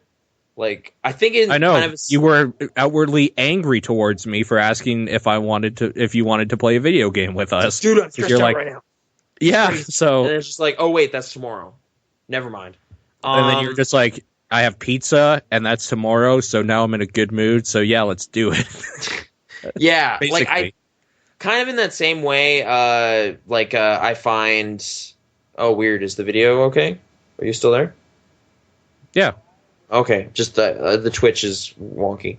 In the same way, I find Indie Talks kind of the most stressful podcast we do because it's just definitely is this X factor, like this unknown party. Like it's just like I don't know what. Not even just that. There's a variety of reasons of why it's the most stressful one we do, but yeah, like editing and stuff as well, and like scheduling and. Yeah, the whole thing is super stressful and time consuming to get one episode done. I guess, yeah, in that same way, like, because, like, at least the mindset you texted me, like, I was racing home via transit to try to get there on time, and then it was just like, oh, wait, never mind. I have, like, a full 24-hour buffer before that. I don't know what I was in the wrong headspace. I thought it was, like, I need to be there on time or else, like, he won't, he'll leave or something, and then I'll have, like, pissed off the other guys or something, and it would be weird. So, yeah. No, It actually went fine. We talked about Smashburger and, like, grinding on ottomans and weird things. So, yeah, and also video games on occasion. So, I felt maybe, like, I was a little dry with some of the news, but it was, like, well, there's this news. Like, I mean, there's the whole thing going on right now with King suing everybody who uses candy in their name, or at least threatening them with legal action. So dumb, yeah. It's really, really dumb. But, like, just trying to break down all the dumb stuff that happened, it was just kind of like, I just feel like I'm literally reading the news. Like, I'm just a newsman. But I'm just, saying the things. These are the stories. So, yeah. That maybe, like, that aspect of it, I felt maybe I could have been a little more lively or something. But I think it went okay. Good. And yeah, I think we're pulling the audio from the actual video feed, so it's going to be a little different. I've had to do that a few times, but yeah. It's a good backup. That's actually why we started doing this live. Yeah, it's up on YouTube now, but I don't think the audio only version is available yet. But yeah, it's kind of weird looking at our YouTube channel. Like there are people who listen to podcasts that way. I don't know why. There are. Yeah. They do. So that's how I used to listen to music, because YouTube would work at my last job. So I would just have a playlist running and it would run in the background because I wasn't going to use all of my data on my phone or like let my phone die. So I just plugged into my computer and listened to music that way. It wouldn't allow me to download onto it. So YouTube is just a streaming service, really. Yeah. In a lot of ways. So I don't know. Like this is way more views than I'm used to over on Krasnor G. So it's kind of crazy. Wait, you were on Krasnor G? Yeah, that's my YouTube. Or was. You went live on Krasnor G though? Not TD? No. I'm saying this channel is getting way more traffic than my channel. I'm being told by sources, aka Sean, that the audio is up. Okay. So there you go. You can go listen to that, I guess. It's available now. That said, Miasmata, Ramblin' Roar, lowest views. So I wonder why talking about the game nobody's heard about. It's a great game. Maybe I'm. It's okay. No, dude. It's actually okay. I agree with you. Oh yeah, that game had my rarest achievement of 2013. I threw the orange at the creature. Like nobody did that. So I don't know. The orange at the creature. Yeah, I threw an orange at him. So take that, everybody on Raptor. I did it. Anyway, I don't know. Do you want to move on to the questions, or do you have some more things that happened this week? Or I guess I could talk about 999 and how crazy it is. No, that's okay. Let's move on. Dude, it's like a Titanic sister ship, and it's like a horror movie, and it's like Cube or something. It's awesome. It's really cool. You should play it. It's like a Japanese horror movie that you control. So, questions, voicemails, all right. that stuff. It's like an interactive book, dude. It's like a choose your own adventure, but it's like this crazy horror manga. Like, what? It's so awesome. And I'll just keep bringing it up periodically. Okay. What do we got? What's the questions? You ready? Yep. Okay. Anime. So, we got a bunch this week.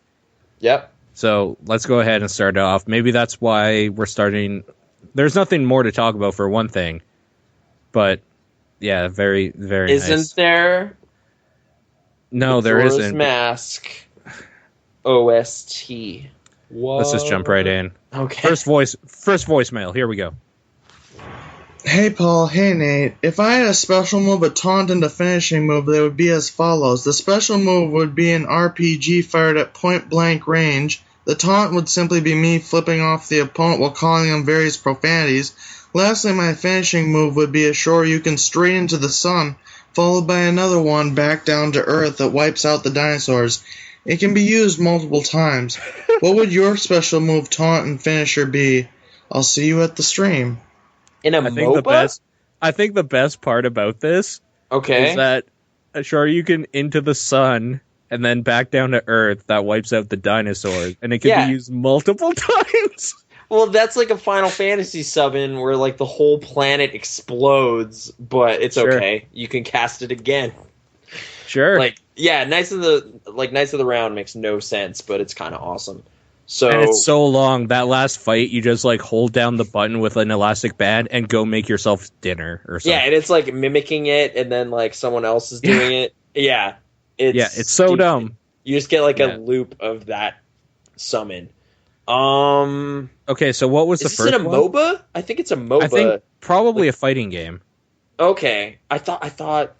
Well, but either way, I guess. What's your finisher in a video game type setting, and what is your taunt? There's a taunt, a finisher.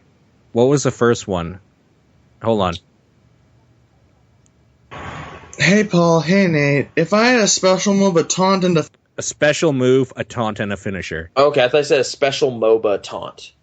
And no, that's okay, why so I was confused. Okay. Let's start with special moves. Okay. I think your special move would be lulling people to sleep with your majestic voice as you're talking about a video game they've never heard of. So, actually, looking at here we go. Looking at the channel like snapshots or whatever, I talk with my hands in like the same way.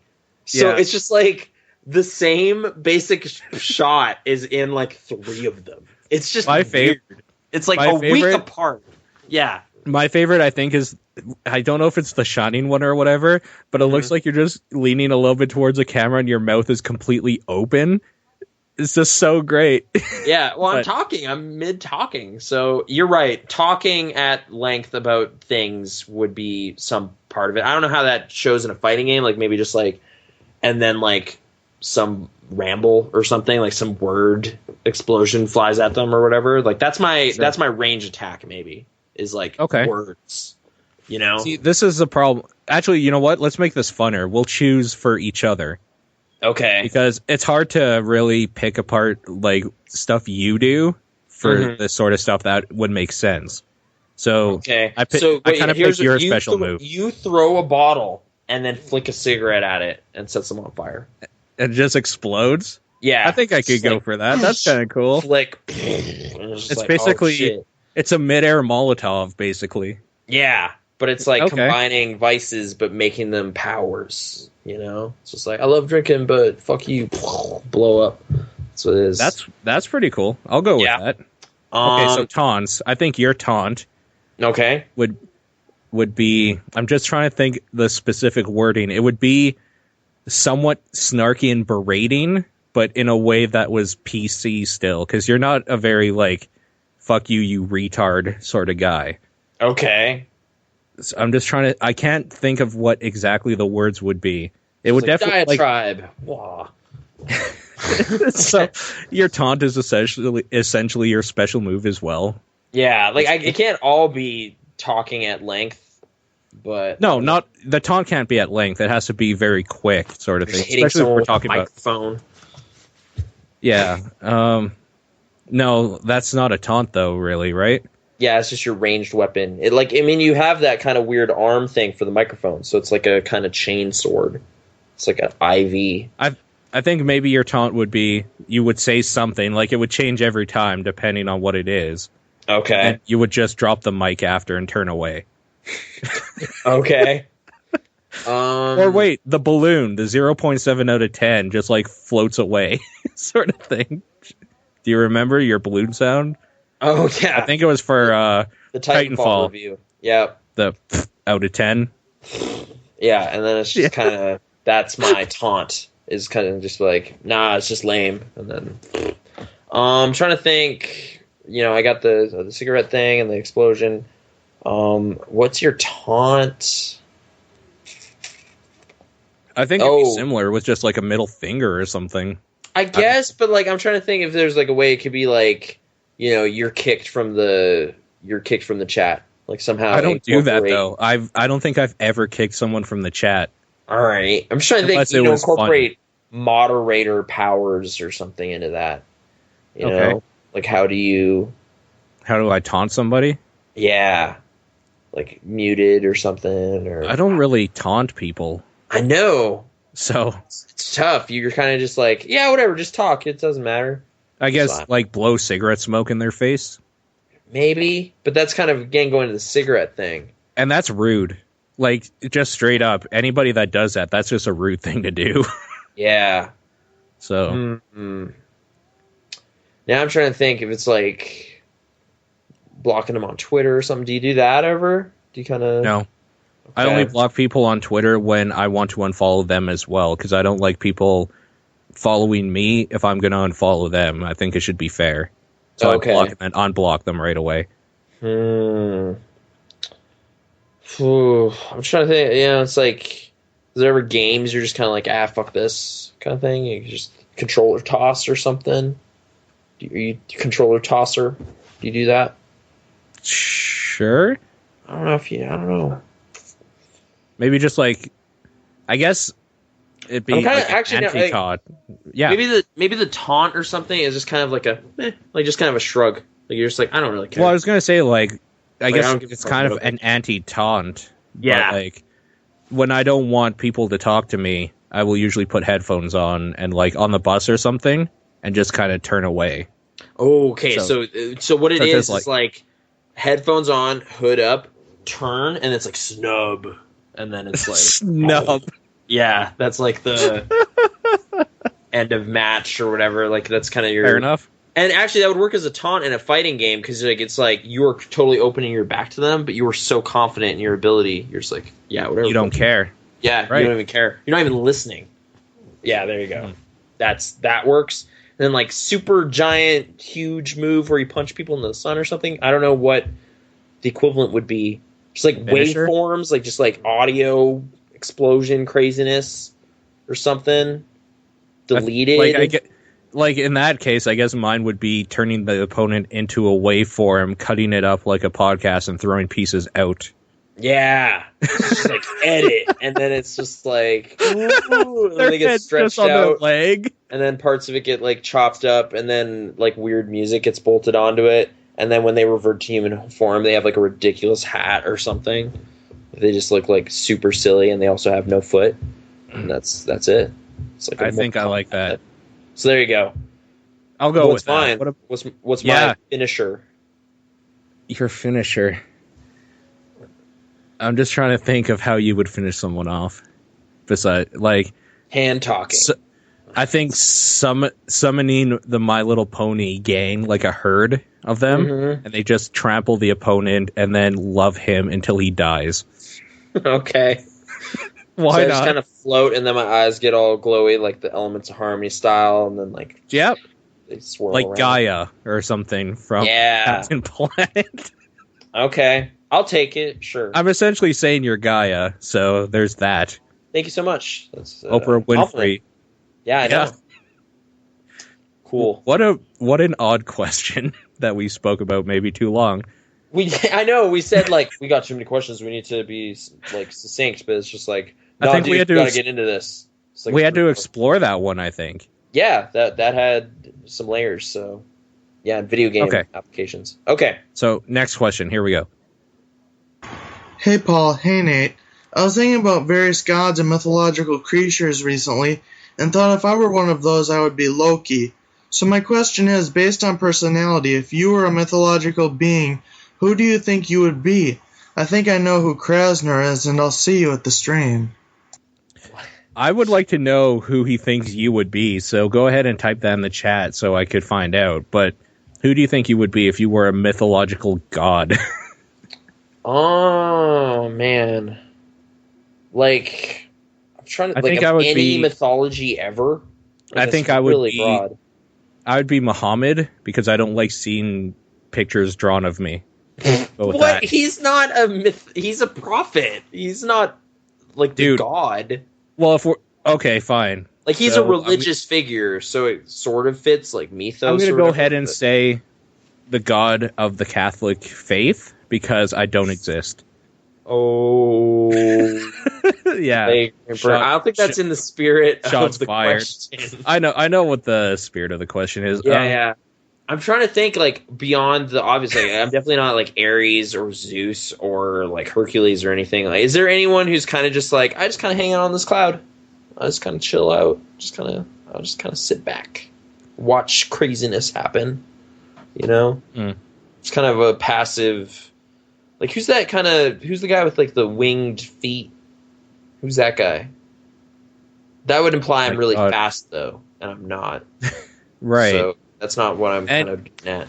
Wasn't he the messenger god, too? Like, you don't find your way around very well. That's not accurate, either. I'm trying to think of, like, other mythologies that might factor in. Like, so many of them are, like, war-based and, like, conflict and stuff. Like, that's just not what I'm trying to do. So, I don't know. Do you have one that springs to mind? Or what is Hermes all about? Like, that's honestly one of the ones I was thinking of, but I don't know what he does. I think that is Hermes. I'll look that up, will you? I think that was Hermes who you were talking about. The messenger guy? Yeah. I think. Okay. I get them mixed up in my head a lot of times because I don't believe in any of them. So, an Olympian god. No, that's not right at all. Here, let me see.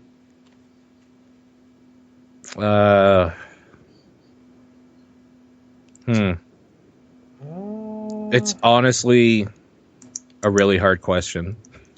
Well, harder than it should be, right? Let me just probably. Let's see here. Greek mythology. Let's like scan through all of them. I'd be told you would be the flying spaghetti monster. Okay, I'm gonna actually. Poseidon's okay. He just kind of hangs out underwater and gets pissed every now and then. That's not bad. I'll go with Poseidon. I also really like that name, so I'll just say that. I don't know if it fits my personality perfectly, but it's one of the prominent ones I can think of. So yeah. Kratos. Yeah, I was gonna say like you could be Aphrodite.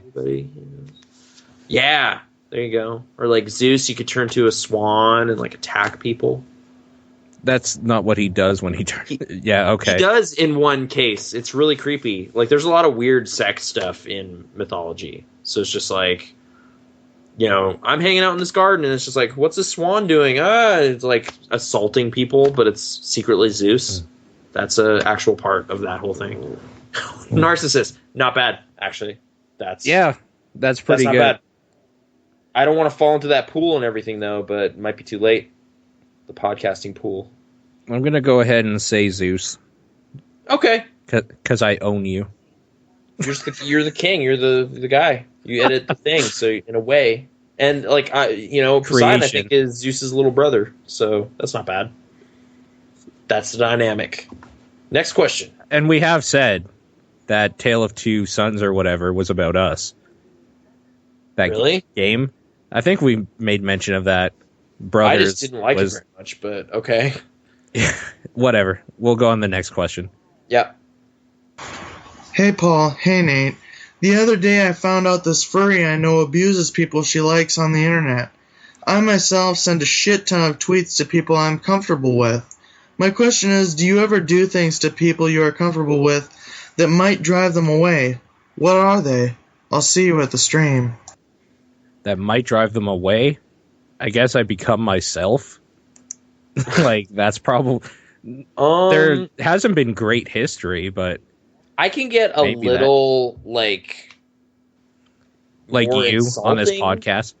You know? Sure. Like, you just kind of get used to be like, you idiot, or something. Like, you can kind of loosen up a bit, but it gets to a point where you're just kind of, like, weirdly talking a lot of smack to people you like more than most other people, so it gets kind of weird. So that's happened. I guess religious differences cause problems with friendships for a while there. Like, there's some of those that are still kind of changed from that dynamic or whatever. I'm gonna say it's just a thing that when you get comfortable with people, you start acting normal, and if that can usually be a turnoff to people if they don't know how you are normally when you first meet them. Sure.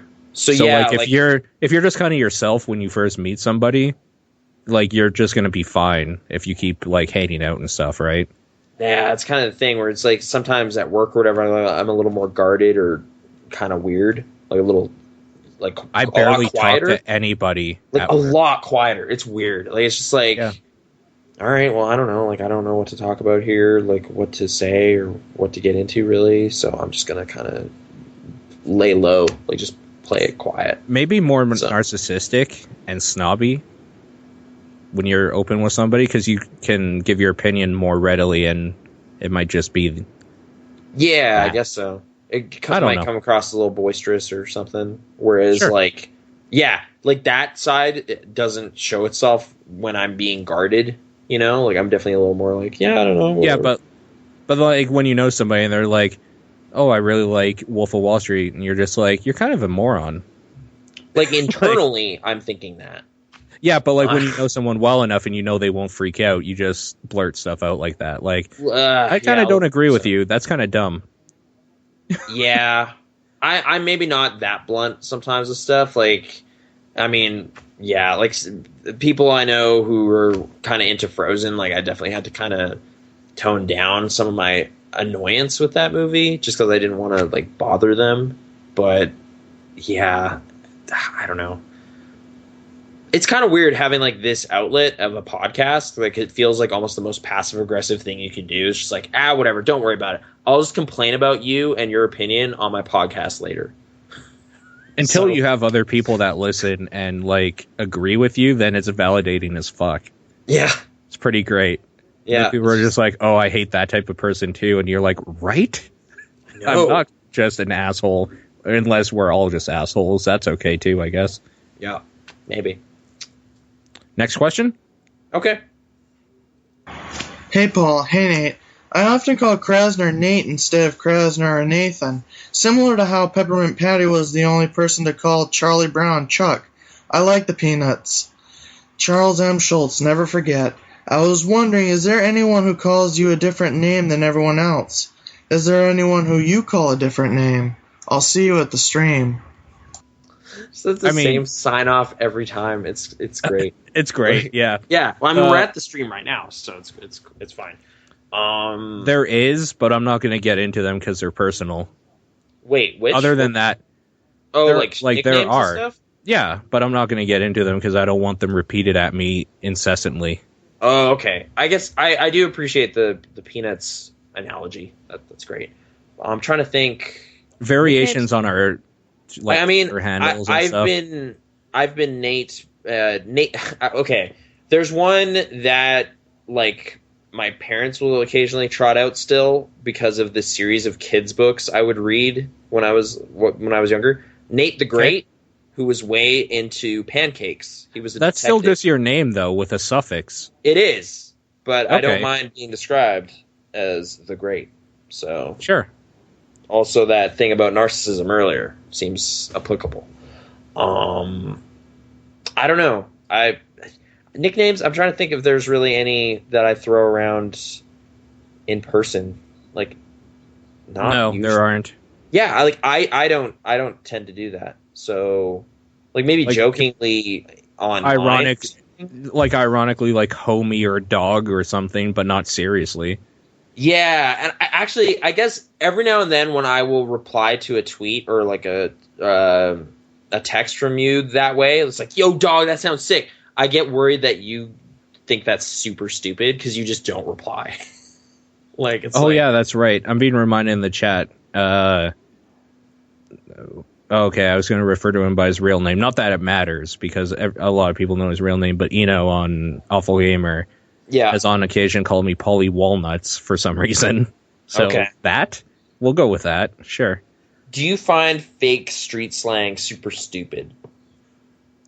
Go ahead and give me an example of what you mean. Well, like that kind of thing where it's like, "Yo, dog, I'll see you on the internet streets later." Like, if you're being serious when you say that, yes. But if you're just like... But it's text, so it's kind of inert. Like, I'm just like... I always assume people think I'm saying that just, like... Seriously. Like, and hey, then it's dog. like... That's super I won't say... Yeah. I usually like, don't I was say that I was actually way into using "ite" for a while. I would, like, type back "ite." I was there. And it's just like, I don't think you are allowed to do that. Like, that's culturally not okay. And I was like, what? I'm pretty sure you get lynched for that these days. Oh, man. I just think it's fun. Like, it's a fun use of, just cut that L out of there and it becomes funny. I don't know. Sure. L and the R. It just makes it a different word. But, okay. So, no, I don't know. Nicknames doesn't seem to happen a lot. I mean, obviously, online, it's our handles we're known by through various mediums. Yeah. There's that. But other than... I don't know if those count. I don't think they do, because we gave them to ourselves. Yeah. I'm Applejack on Wii U. Add me. Friends. I got one from Queen Chrysalis today. It was awesome. See, because being a friend is magical. Yeah, it's good. Okay, next question. Next question. Hey Paul, hey Nate, I've been watching anime lately. No shit, right? Anyway, I got some new anime and manga for my birthday, and one of the characters in my new anime, Darker Than Black, is a real badass. Who are some characters in books, movie, TV, and games you find to be pretty badass or extremely cool? I'm interested to hear your answers, and as always, I'll see you at the stream. Okay. My favorite part of that was I've been watching anime. No shit, right? Yeah, that's kind of just been the online discussion lately. Anime. I just love how he says everything so quick in its succession. Where it's just like, I've been watching anime. Fire. No shit, right? It's just like, see? Gotta keep it going. Yeah. Super badass characters. Snake. Just straight up, like the original. Jack, or whatever his name was. David, isn't it? He wasn't the original. Oh, are you saying a clone? Like, who are you talking about? No, I'm talking about... Oh, you're saying Big Boss or whatever. Yes, Big Jack. Boss, to go by his codename. Yeah. Yeah. Because he went alone to do a mission that like prevented a war all by himself and just kind of did shit in his own terms the whole time. Even though you find like he's a villain. Dude. He's a villain, but that's only because he was going against some bullshit that was going on behind the scenes that you don't know about, and not even Kojima knew about when some of those first games came out. Yeah. So. Like, sure, I guess I can get behind that. I'm trying to think, like, you got, like, Dirty Harry or whatever. Like, Clint Eastwood's had some pretty good cinema badasses. Okay. Like, his Western... The Man with No Name. Yeah, like, it's just like... All right, dude's just smoking. Doesn't even care, like that kind of thing. Sure. I mean, like, what the hell is John McClane? Like, action stars of the time they are made to have that persona because that's all the character he's a little bit need. of a goofy everyman though too. So which is great. Yeah, that's. Good, I mean, they go for more of the badass in later movies, and I don't know, like Bruce Willis, like the kind of like the turn and stare thing, like that's. It works, but sure. Sometimes it's a little cheesy. Like, what's that? That's that movie, that cop movie Kevin Smith directed. Cop Out? Yeah. Sometimes it kind of backfires, and it's, I don't know. But I appreciate that he's talked at length about how weird that was. I'm trying to think if there's like specific like just like this was like such a crazy awesome like I guess in going back a bit, junior high era Nathan thought Auron from Final Fantasy X was like dude, no, still is so rad. Like the way he kind of had his arm in the coat and then like the sword over his shoulder and the big scar over his eye. That's just like a Ronin thing, though. If I remember correctly. Something but anyways, scar, though. I guess we're gonna talk about like just I think kind of thing. I think what made him cool though Yeah. was that everyone else in that game is so boisterous and opinionated about shit and annoying. It's kind of nice to just have a guy that's like his victory cry was like like he just doesn't talk a lot because he's used to it. Like that was nothing because I have fought some of the worst shit you'll ever see. Yeah, like this little fucking this womp rat to bring Star Wars shit into it, I guess. Yeah. Like, that was nothing compared to this giant turtle angel demon thing destroying the earth. I guess, like, same era Nathan, like, to a fault, maybe, I named our cat after him. Vincent. That's amazing. I thought he was so cool. Oh, he's Vinny. got guns. Yeah, that's why he's named I didn't realize he was named after Valentine. That's amazing. That's so dumb. Holy shit. Okay. I was way into Final Fantasy for a while there. So some of those characters stand out as being like, yeah, that's badass. But it might not be anymore. I don't know. Those are just kind of from that era. Trying to like more contemporary, like who is the character? I was just like, man, that guy's so cool. Look at that guy. These days? Yeah. It's like totally different. I don't know, man. Like who's got that swaggery kind of like, like Don Draper, but like not because he's also a total wreck. Oh, Tyler Durden. Okay. He's kind of not real, but yeah. No, but I mean, still counts because you don't know that. I mean, spoilers for that movie. It's like 16 years ago. I know. I'm not worried about it, but yeah. No, fair enough. Like in real life, Bruce Lee. Yeah, just because like that dude actually did everything that you saw him do. His character is fast. Yeah, he was that character basically. Yeah. So none of these ropes or anything. Like, dude, it was crazy stunt thing. I should watch some of those. Like, I've only seen stuff about him most of the time, so I haven't seen a lot of those original movies. What are some video games you like series? Because in theory, the protagonist should be the badass.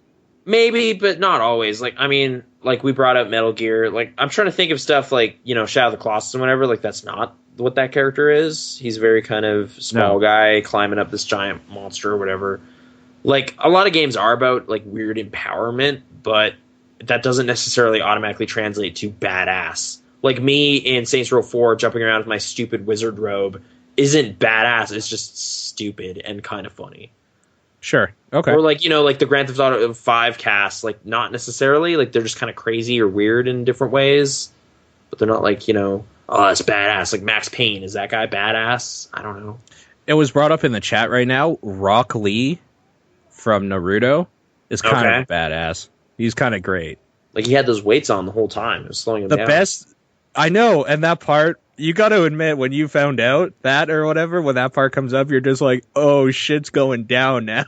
Yeah, like he was like, fighting with the handicap this whole time. This whole time. I think what I like about him is that in a world full of people that were just like naturally gifted in the ways of magic, basically, his skill was that he was so dumb and hard-headed, he wouldn't give up until he was just as good.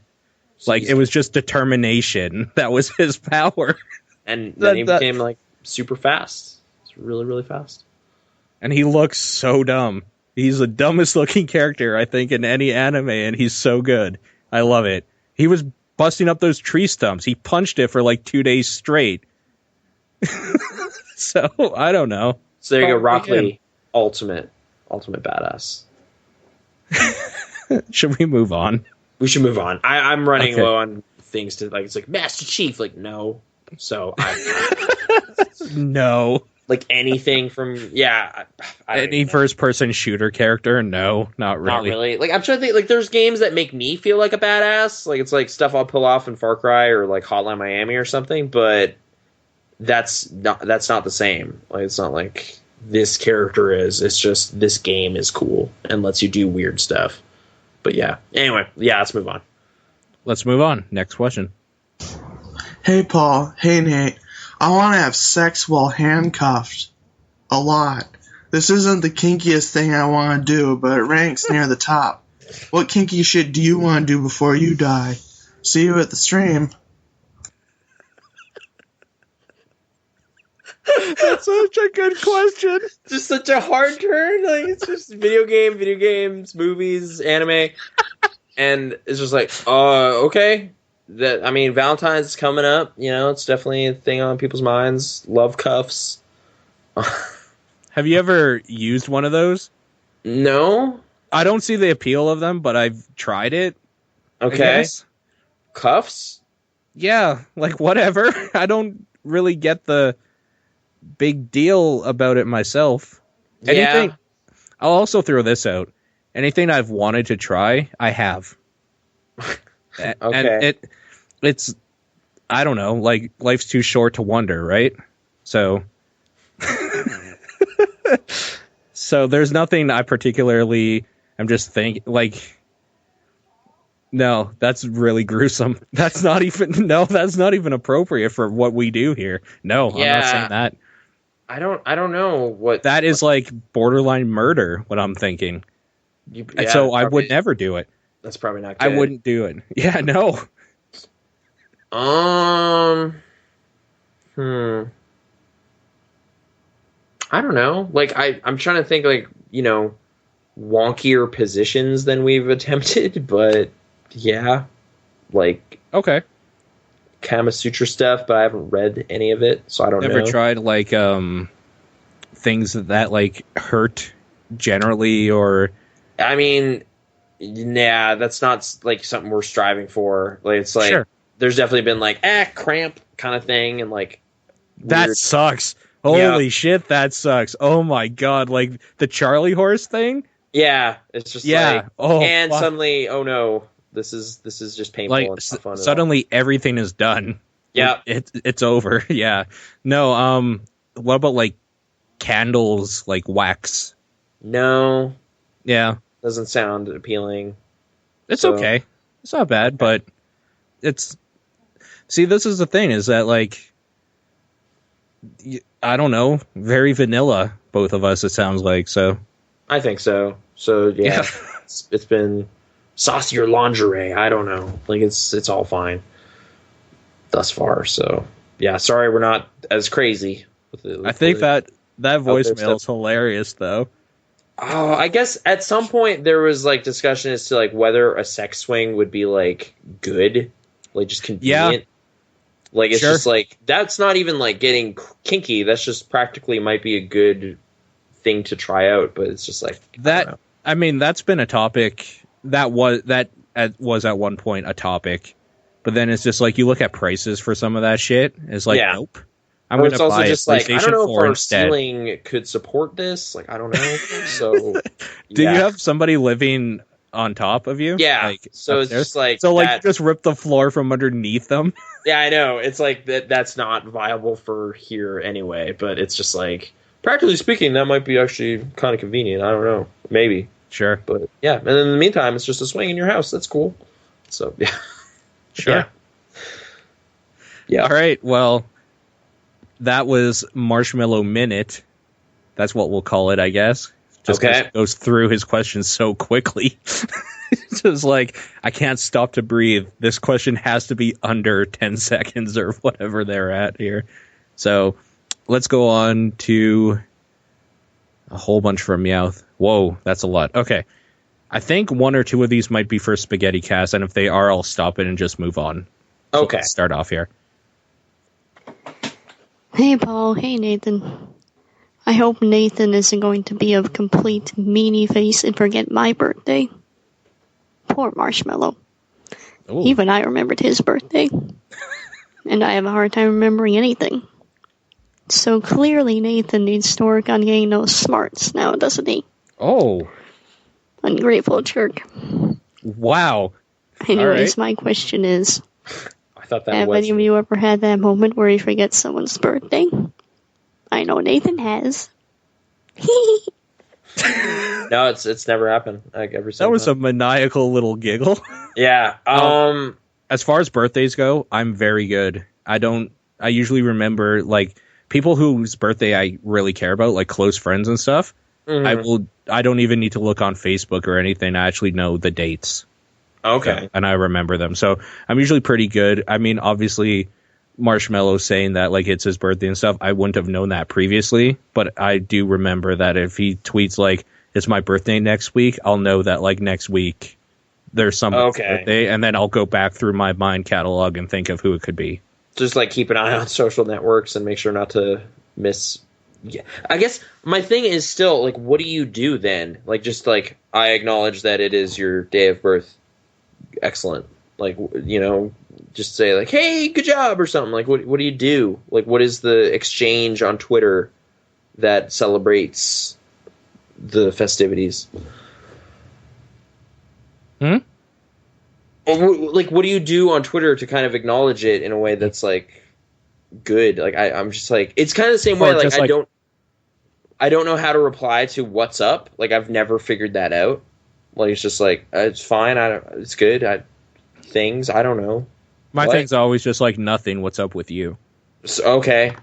I've just, like, I take the question too seriously, and then I'm just like, yeah.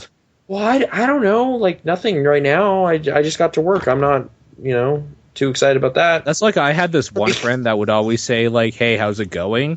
Mm-hmm. And I would be like, good, how about you? They're like, good.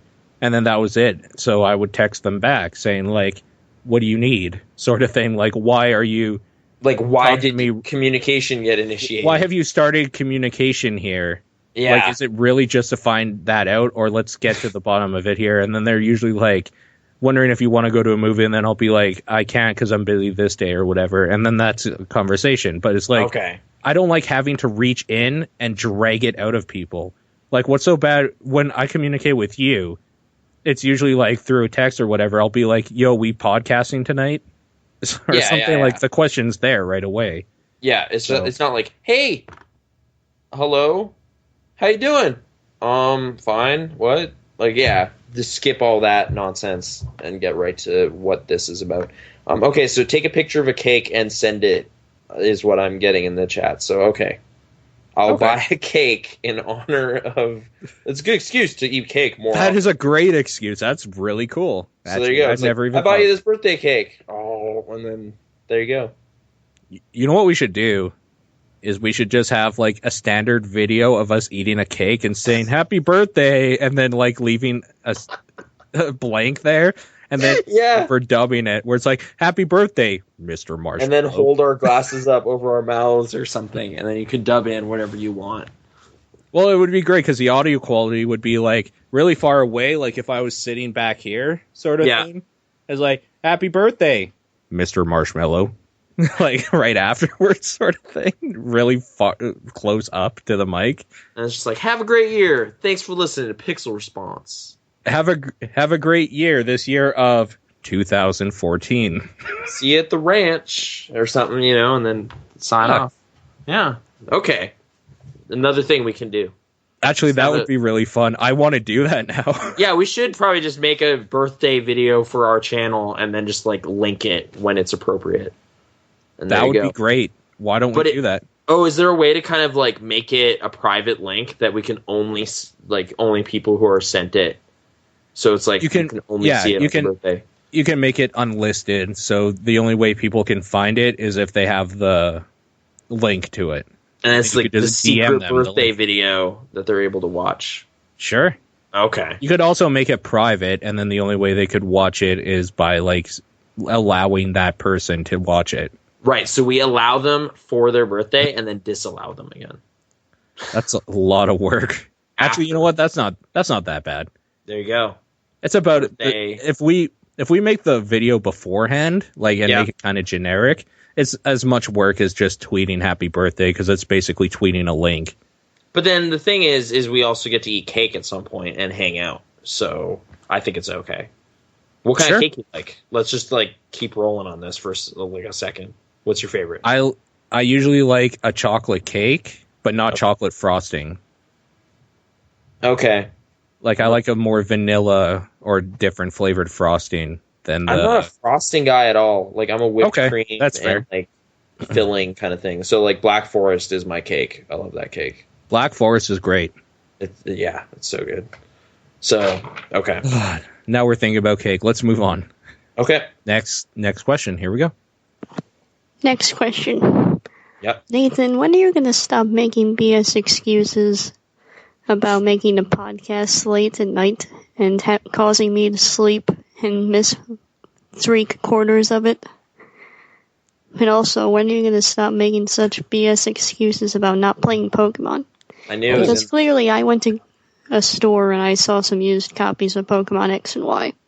So there's no excuse for you to spend an extra $35 or $40 on a 3DS game when you can spend $60 on a Wii U game, on a game that's just remade and re-released in fancy HD graphics. That's a good point, actually. So you gotta stop making them BS excuses. Here's the thing, though. It was $50. First off, and if honestly, you buy it's still kind of a good point. If you're saying like not you in general, people in general. Yeah. If people are saying like they can't play this game or buy this thing or whatever, and then they go ahead and buy a remake of a game they already have, even, then it's like, okay, well that's full of shit. Like what. You clearly would rather be playing that game. I don't think what you have said is that I can't. I think what you have said is I want to do a specific game and then couldn't find it. Like I started in that generation of Heart Gold and whatever, and so I'm going to borrow Platinum and play that. Although kind of reluctantly, because I'm not super like, Pokemon right now. So I don't know. Sure. Like, honestly, also, if I bought it used, I wouldn't be helping Nintendo, which was the whole reason I was like buying it that day. Was just like Nintendo's forecast for this year just got really bad. I'm gonna go give them $50. You know, I don't think that ever made it to something we did that was released. So that was before like we did the movie podcast or something. Where about how bad Nintendo's doing? You literally read that thing that was like Nintendo's doing bad, and you went out to go buy something to support. Yeah, it's like them. We got to go to the mall. I need to buy a video game today. That's really funny. Yeah. Well, I took it don't really know. serious. It's kind of been a thing where I've been reflecting on like, am I just like this weird Nintendo fanboy or whatever? But it's just like, I've just been like, that's kind of just the brand I trust at this point. I've been playing games via those guys for so long that there's kind of just a confidence in some of that stuff. But apparently not in their Pokemon brand, and I don't know why. So maybe I should explore that at some point. But not yet. Not yet. Also, she's taking you to task about BS excuses for making her miss last week's episode. Oh, like it going late or something? I guess what happened was she was here when we were thinking we might do it. Okay. I'm going to go ahead and preface this that when we do these podcasts, like, life comes first, kind of. So, like, this is we know it's going to be 3 to 4 hours, so we have to put away some time for it. And Friday nights is just kind of the basic idea. After that, it's like, well, if I want to go for dinner, we're obviously going to have to start at 8 or 9 when I get back. So, like, we can't give a set time. It's just not going to ever happen. So we try our best to do it around 8 or 9-ish on Fridays, but, like, that's going to sometimes not work. So apologies if that doesn't work for your time zone and stuff, but that's why we have the VODs afterwards. You can look them up on my Twitch page. You can watch them anytime. Could export to YouTube, but that's a pain in the ass because they only do 2 hour as a maximum. So we can't do that for the full show. I'd have to split it up, and I don't want to do that.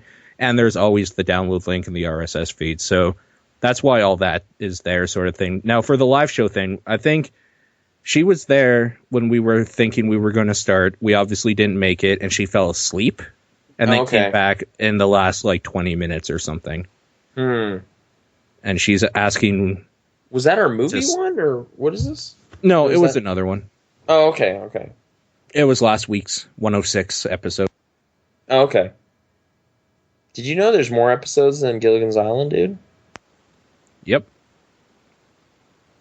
You know how I knew that? Oh, God. Are you still there? Yeah. It dropped for a second for some reason. Oh, you didn't hear my stupid observations then? No, I heard... The last thing I heard was, did you know that? I said, yep, and you know how? Because I follow you on Twitter. Yeah. So I said that there, too. Bob Denver's entire career already exceeded. Boom.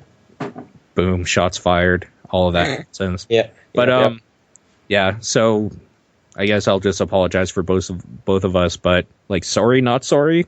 There's a reason why we have it for download after, because we understand that it's ridiculous to stay up for 4 hours some nights to listen to two people ramble. Yeah. But thanks for doing so. We'll try to of course. It, a good slot of time, but it's I don't like staying up super late either. It's just what's that? Yeah. We try to make it entertaining too. Mm-hmm. That's cowboy hat. Production value. It's like a casual Friday sort of thing. It doesn't go well over this headset, so. Did you ever have those in school or whatever, like pajama day and all this stupid stuff? Yeah, a lot of this. Love this. A lot of these hats and junk are purchased from that era of like, I bought this shirt because 70s day, and then it's just like, I'll keep it. Sure. Yeah. Yeah. Anyway, how many more questions do we have to go through? We're half done. Oh my god. Yeah, we're half done. Let's go. We gotta pick up. Here we go. Giddy up. Hey Nathan, have you watched Attack on Titan yet? Yeah. And also, Paul, how is Gurren Lagann going? Good. I think I want to rewatch that again once Kill la Kill finishes up. I know it's up to like episode 15 or something right now. So I think once Kill la Kill finishes, I'll rewatch Gurren Lagann just for nostalgia purposes, I guess. Okay. I think the subtitled one is a little bit better than the dubbed one. So maybe I'll try to watch it, because I know Crunchyroll has that anime along with Kill la Kill on there. Jeez. These animes nowadays have such weird names. Kill la Kill. Tell me about it. Gurren Lagann. Actually, like Attack on Titan, it is like there's plural Titans, so it's kind of a weird. Anyway, I started watching that, and Gurren Lagann, Paul hasn't going good. Had a chance. Yeah, we talked about it, so that works. Crunchyroll seems crazy. I don't know. Okay, next question. Here we go. Next question. Okay, you know what? After last week's episode that aired on TV of Sword Art Online, I'm just gonna say that the worst part of the show was actually more the tentacle part than the part where the unquoted incest happens. What? But anyways, I'm gonna challenge Paul to watch Sword Art Online after he finishes Gurren Lagann. Okay. Watch Sword Art Online past episode 13 and on to Arc 2.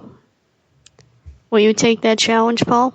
Sure. Will you watch all of Sword Art Online? Probably not. I'll watch up until what you said and skip that episode.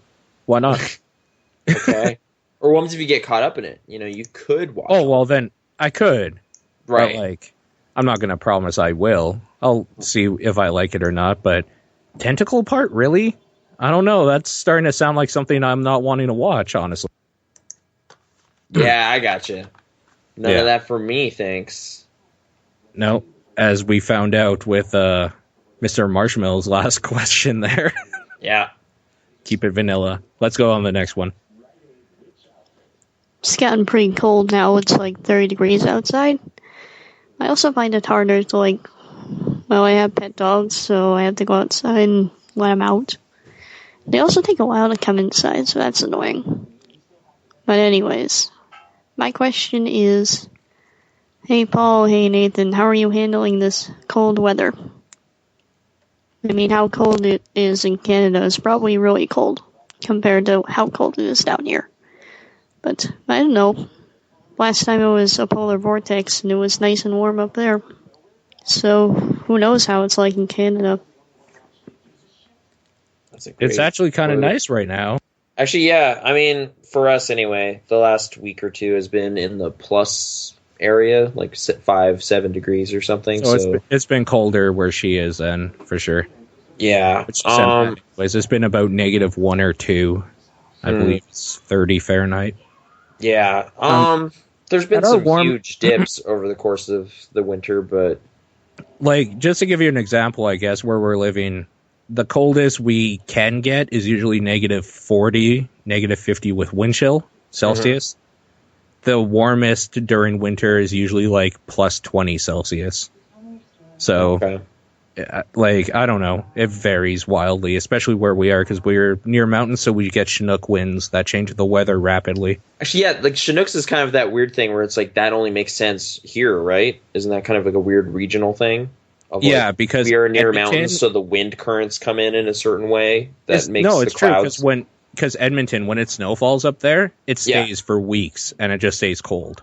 Yeah, so like we have this weird kind of winds coming over the mountaintops that do this weird thing. Like, yeah, Chinook Arch is kind of like a thing unique to certain areas. So, see, what's weirder is that Hebrew Lantern in the chat right now, he lives in Austin, Texas. Yeah, and they got snow recently. So that's some weird weather for them. Yeah.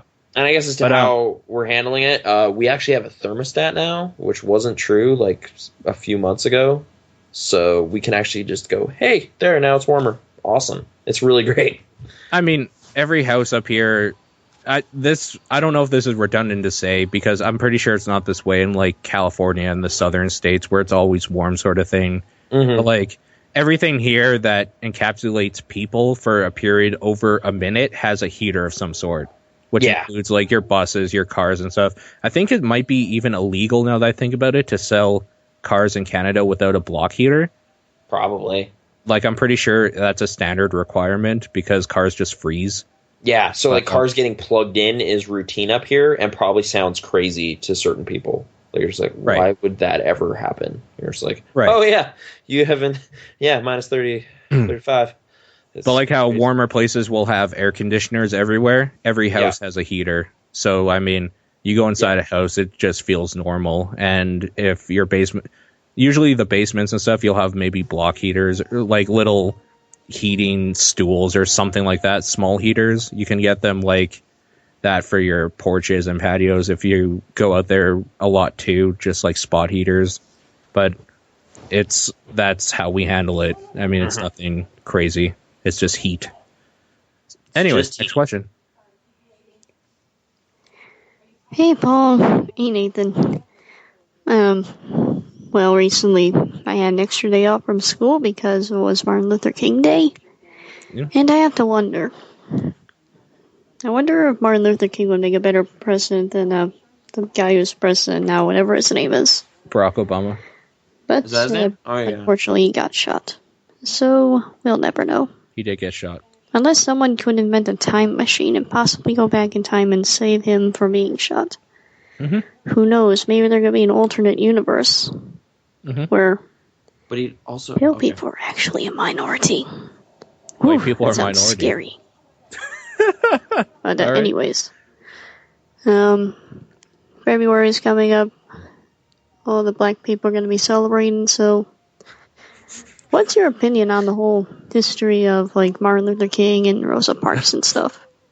Because I don't really feel like it affects me too much on a standpoint of, well, stuff. Yeah, I know. I'll go ahead and say that human rights affects everybody. It doesn't matter what color you are.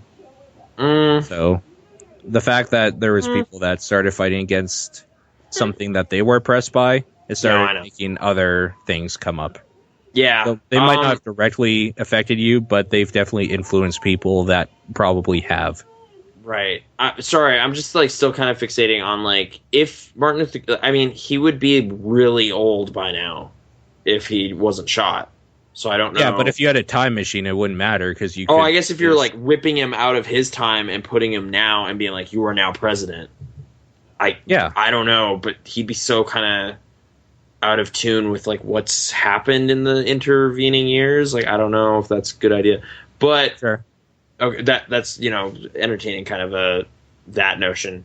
As to like the civil rights movement, I don't know. Like it seems like such a kind of American specific. Oh, dude, totally. Like I guess if we're gonna go around that route and be specific, yeah. Martin Luther King there's a reason why we didn't have that day off. Yeah, like absolutely no effect up here. Yeah, it's like if we had like a Louis Riel celebration of some kind. It's like, who is that and what are you talking about? Like we do have a Terry Fox Day. Yeah, like, and it's not a holiday though. I don't think. Maybe his whole thing is known to international folks. I don't know, but cancer research and all that. But yeah, Martin Luther. I mean, Canada obviously did have like its own. Like, we were actually watching Canadian documentaries about this in the class I took a while ago about like kind of our version of that, and it was like a lot more kind of there was unequal opportunities and stuff, like just jobs and like hiring and screening policies and stuff. Like there was racism. There is racism everywhere, but I mean, it was similar at the same time in some ways, but we didn't have that kind of marching through the streets and kind of like that giant rally of people and like that kind of thing. It was not as dramatic at all. So right. It's just not part of our kind of cultural fabric in the same way. Honestly, I felt like that whole kind of like thing, I felt maybe distanced me a little bit from 12 Years a Slave. Like, it's just like, this isn't my history, so this is probably really profound for somebody somewhere. It's not as doing it. Like, it's not the same for me though. So it's not like, wow, I never thought I'd witness that. It's just like, okay, the stuff was crazy a long time ago. Got it. So I don't know. Sorry, that was an excuse for a ramble, I guess, but no, that's fine. Yeah, Martin. Yeah. It's kind of one of those super sensitive things where you don't want to comment too much, because like I've honestly heard weird things about like him just kind of using the story of Exodus as kind of like a analogy to what he was doing, and also that dude cheated on his wife like all the time, so he wasn't like awesome in some respects. Sure. So, yeah. It's kind of weird. Like, it's like history is never as like clear as it seems looking back. It's like, oh man, that was one of the greatest heroes of all time. It was like, well, he was also just a guy, so he probably made some mistakes here and there and stuff. Hebrew Lantern also brought something up where he's like, there's no Jewish History Month, and there is something to that, because I don't like when you like take a full group of people and just focus on them for anything. Like, if we're talking, that's why like feminism I think is a joke, and it should just be more about equality and stuff. I just don't like the way people handle things. Like, they have to make everything a subsect of something bigger when we should all be focusing on the bigger thing. And you're just like, why don't we just focus on everything? Like, why why so single out positively or negatively, why single out a group? Because like that's going to make people jealous of that group, or it could just cause weird problems. So like, why is there people focusing on feminism, people focusing on Black history? Why aren't we all focusing on just human rights? It's just like, hey, it's Kindness Day, go do something cool or something. Like, just make it more generic. But at the same time, it is kind of like, history is important and all that, and remembering why things history are is definitely important for sure. Yeah, it's kind of a weird issue. Of course, if I was in charge of holidays, I'd change up the whole calendar. It'd be crazy, but Applejack Day, maybe. Why not? You know what? That could be great. People like apples. It's like baked pie. That's kind of part of the thing. You're supposed to bake pies today, and it's just like, you know what? Even though, like, even the most staunch person who hates that show could be like, I like pie, so you got me. I mean, whatever. Right. Yeah. I'll put up with it for some pie. That's okay. Sure. And you're just like, all right, done. Yeah. Okay. Next question.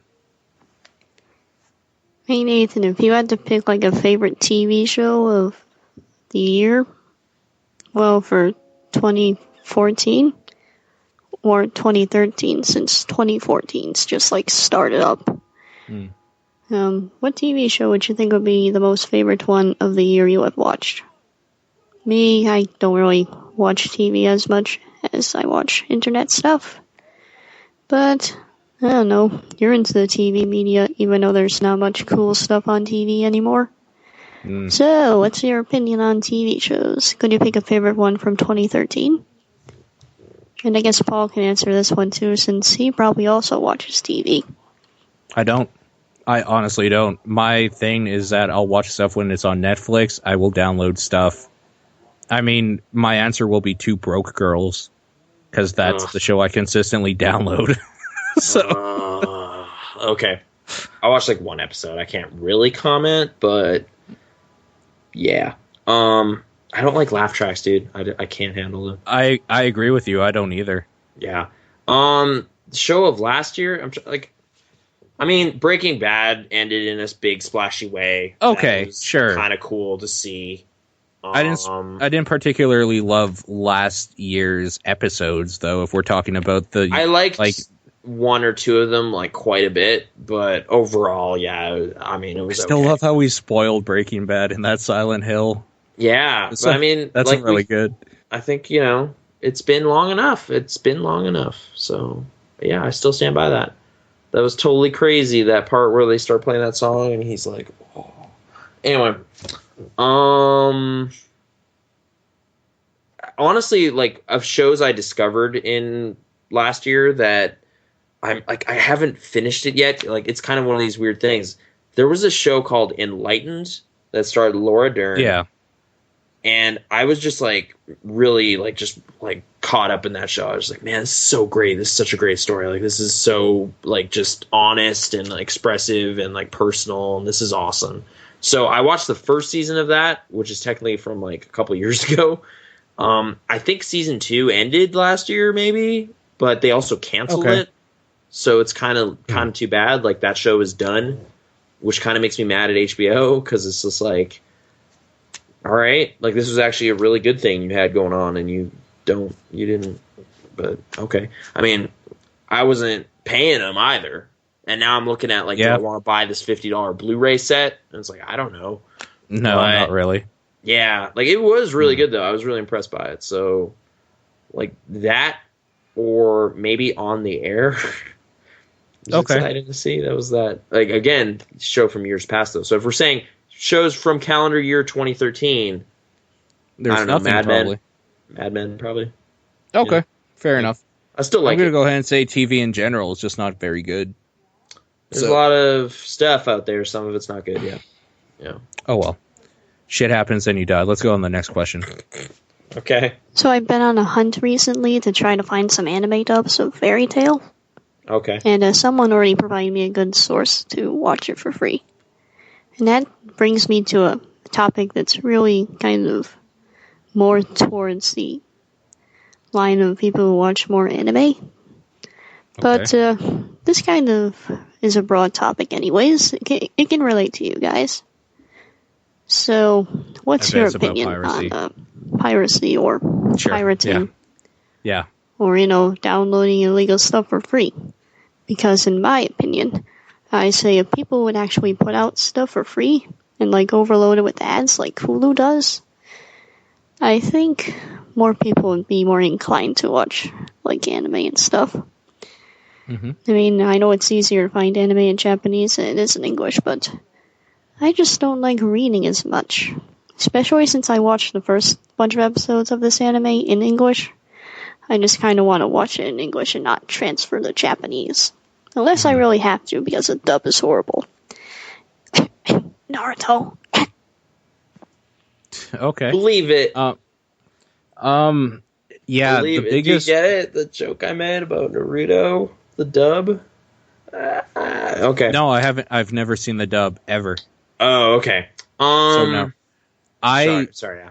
I think I've outwardly spoken that I am pro-piracy for stuff that is basically impossible to pay for. Because if the company is that set on making something and not allowing people an easy way to buy it, I'm just going to take it because I need this. I want this content and I'm ready to pay for it, but I'm not going to log into your adware filled site. I'm not going to do a survey, and then I'm not going to do like all this other weird shit. I'm just going to go to this site right over here, click a button, wait 10 minutes, and then watch my like 2 movies or whatever. Yeah. So, I mean, if we're talking about like anime stuff and like TV shows in general, I guess I should say specifically, it's like the HBO stuff for Game of Thrones. I wasn't going to like get the $200 package and then pay $50 just for HBO just so I could watch the show every week. That's not going to fucking happen. Yeah. I mean, they're kind of this stubborn holdout that isn't embracing that stuff. And I mean, they are big budget and all that, and that's kind of the thing they keep leaning on. It's like, we need these subsidies from cable companies, and it's just like, well, okay, I guess, like, I've honestly checked out of most HBO shows at this point because it's just inconvenient to get them. Like, it's like, I used to watch Newsroom. I haven't watched it this season. Yeah.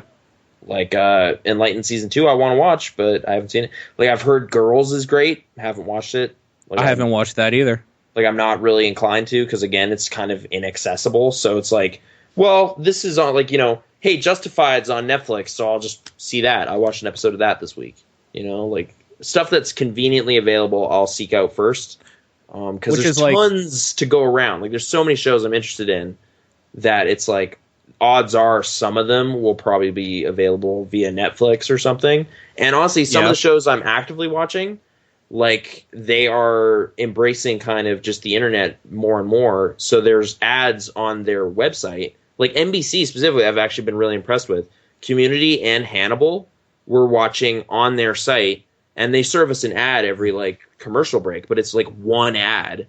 So it's already better than regular television. And it's still better because I'm sure the site has banner ads and stuff like that. So they're still getting revenue. And all they had to do was put it in a place where they could control the revenue income. Yeah, and I feel like I'm supporting the show in a way. Like, my viewership still counts, so it's kind of cool. And yeah, like, so if there's a legal option, I will take it, provided it is reasonable. Like, the whole, like, do you want to pay $6 for this individual episode on iTunes? It's like, no, I will never ever do that. Like, that won't ever happen because that is an absurd price. Like, are you serious? Well, and I don't know. Like they're saying in the chat, like anime DVDs, that shit's expensive. So, and there's a lot of anime out there. So, like, if you don't know for sure that this is something you like, want to buy, you're not going to spend $40 on a DVD with 4 episodes on it.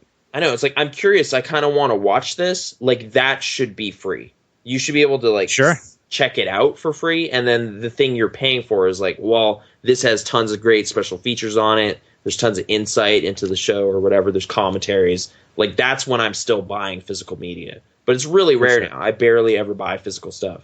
So, yeah. Well, this is like, to get to the point a little bit more also, is that there was a while there where I didn't have a job. And by that, I mean I was a kid. I was growing up still. Yeah. And the way, like, game dudes used to rent PC games. So that's how I would play PC games. And then when they went under, there was a period of time there where they went down and I wasn't able to get PC games unless I paid like the $80 or whatever at the time they were. Yeah. And I didn't know if I would like them or not. So I would basically I would illegally download them, play them, and then I would usually get to a point where I felt like I was done with the game and wouldn't buy it. Like, it would take a really good game. I think Half-Life was the first game that was like, no, I'm actually really enjoying this, so I went out and bought it after that. But so, like, try before you buy, you feel it should be a consumer right, kind of. Right, and there was a lot of, there was a lot of games where I played for a couple hours and then it was like, this is not worth $80. Like, I've had my fill already, so I don't feel like I've lost anything. Now, Steam, when they came into play, it is way easier for me to justify spending like the $50 for a game I heard was decent, and then it's just there, sort of thing. Like, that helps a lot. First of all, not having to go to a store, not having to get like a bus pass or like someone to drive you or something. You know what I mean? Like, driving there, not having to do all that sort of stuff. and then paying a discounted price, or being able to download a demo and then buy it from the game itself. That's how you should be doing stuff. And that's why I think game piracy has gone down significantly compared to movie and TV piracy. Yeah, it's weird. It's like I haven't ever pirated a game, really. Like, I've had emulators occasionally, but not rarely on my... Like, that was honestly to play Seiken Densetsu 3. So... Right. Also stuff that you could never get here. Yeah, it's just like, so this isn't available in this territory, so yeah, sure, let's check out this emulator. So, yeah, with games, I've kind of just been, like, more just playing it on the level or whatever, because it's just like, well, I want to own this. And also, yeah, like, Steam is such a compelling way to just be like, well, I want, like, a huge library on here. And, like, honestly, like, that argument that's been getting kicked around this week with, like, the, like, Roar's take on it and everything about, like, the pile of shame, like just having tons of games that you don't play. I don't feel ashamed about it. Like I don't either. They are there. Like, it's like, by that logic, I should be ashamed by a bunch of games I physically own here, or a bunch of movies and CDs I have, because I'm not using them all the time. Like, it's just like, no, I want a library. Like, in case the mood strikes, I can watch this thing. Like, it's not like, you know, like, years after the fact, like, here we are, like, 2014, I'm playing Darksiders. Like, that can happen. So eventually, someday, I might play Dishonored, so I don't feel bad about buying it. You know? Like, it's... I don't know. It's weird. I think it's just, like, taking this weird fringe thing of, like, some game journalists feel like there's a pile of shame because they can never catch up because they're always playing the newest thing, even if it's good or not.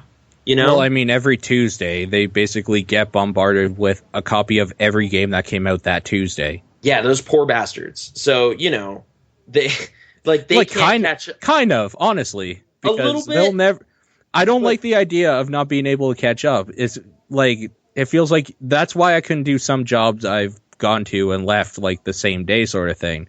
Where it's like, I can't do a job where I don't feel like I'm ever in control. I just have to kind what it is you're covering. Right. Like I can never get my head above water. I can just kind of like get my nose above and breathe every now and then. That's not cool. Fuck that.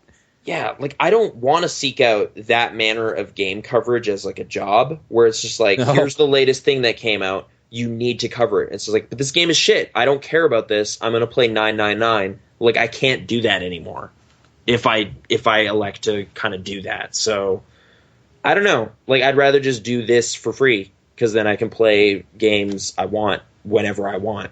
So, like, and occasionally I get caught up in the zeitgeist and it's like, I need to play this. Like, people are talking about this. I need to check out The Last of Us right now. So then I'll go buy it. Okay. You know? And, like, that's when a $60 game makes sense to me. But like, recently, Tomb Raider, I think, was the last one for us, where it's just like, we got this game in a sale or something. It came out last year. Yeah. It's actually really good. I'm glad I had this in my library. I wouldn't have even tried it if it was $60. So that worked out, I think, in a good way. It would have been worth it for $60 looking back on it. Yeah, but I didn't know that at the time. Like, I had no faith in the franchise at that point, and it's just because it looked like a shitty Uncharted with a female character. When you find out it's a better Uncharted, a shittier Resident Evil 4, which is great. Yeah, kind of a shittier Resident Evil 4, yeah. It's somewhere in the middle there. Like, some cool combat mechanics and stuff. Yeah, like, they actually pulled off a pretty cool thing. But yeah, as far as, like, shows and music and stuff goes, music, I've honestly just found I'm not buying music or stealing music. I'm just not listening to a lot of music. It's getting weird. Well, like, it's just like podcasts are what my iPod is for, and those are free. So, okay, I still buy music, but that's digitally. But yeah. In the age we live in now, it's also different. You have to remember, because everything like that is available. Like, I could go on YouTube right now and find a song by somebody that, like, a lot of people might not have heard of, or I just heard of. And somebody will have uploaded that. There is, if video game coverage is the thing, you don't know if you want to play a game or not, and you just kind of want to watch it. There's streamers streaming everything, basically, now. So, like, media has changed now where that sort of stuff is easily accessible. It's still only the outdated stuff that the MPAA and all these people have their grubby little hands in, like movies and TV shows. So my thing is that fuck them, basically. I'll get it the way on my terms that I can. Whereas, like, I honestly find myself at movie theaters a lot more than a lot of people, and that's fine. I just enjoy that. Like, that's just like a night out. You get to go out and kind of like, I like the big screen and the big sound and all that. Like, I still like doing that. And it's pricier than it should be, but at the same time, like, I'm viewing movies as more and more as kind of disposable. Like, it's not like that $12.75 was going to go to me owning it at some point. It's just like, honestly, of all the movies from last year, like, on my top 10 list, I don't think I own any of them because I just don't need to anymore. Like, I just don't care. Right. Like, it's just like, yeah, they were great. That's why I watched them and said they were great. It was a finite experience, and it's great and at now the it's time. Used up. Like, that's what... Yeah. That's kind of the weird thing now with, like, the way I view movies. It's just kind of like, so few are worth really pouring over and just getting into in, like, the way where it's like, I gotta see all the commentaries and all that. Like, that is so rare. Which is why I'm okay with copyright stuff, usually. I should say, if you like something, you're just a bastard if you don't support it monetarily. Like, that's just a shitty thing to do when you have a company full of people putting together this thing that you really like and they're selling it easily. Like, it's just shitty to not give them the, like, $40 or whatever they're asking for the thing you like. Yeah. I also don't agree that people should never do anything for free, especially if you like it. You should be doing something. You know what I mean? Like, I'm a little lost now. What do you mean? Like, well, just the fact that, like, I don't know what we should talk about specifically. I guess it doesn't matter. TV shows are basically like movies now, split up every week. Yeah. So people working on these giant sets and stuff, like people that like Game of Thrones, each actor and everybody behind the scenes and stuff, this is their job. Yeah. And that is dictated by you paying money for it. So just taking it for free if you like it is a shitty thing to do. I don't know. I'm trying to think. Like, again, I view it as kind of disposable entertainment in a lot of ways. So it is, but everything is disposable if you want to get down to it, and people should be paid for something you enjoyed. That's just the... But I mean, if it's a big blockbuster successful show, yeah, like, who cares? Like, I don't know. Like, it's like... Well, the reason why it's a big blockbuster sort of show is because enough people paid money for it that those people are able to live their lives and didn't waste the last 4 years of their life. I don't know if I have that much respect for the TV business, so... That's fair enough. I don't have respect for the people that make money off of hard-earned cash, though. Like, I'm not even talking specifically about, like...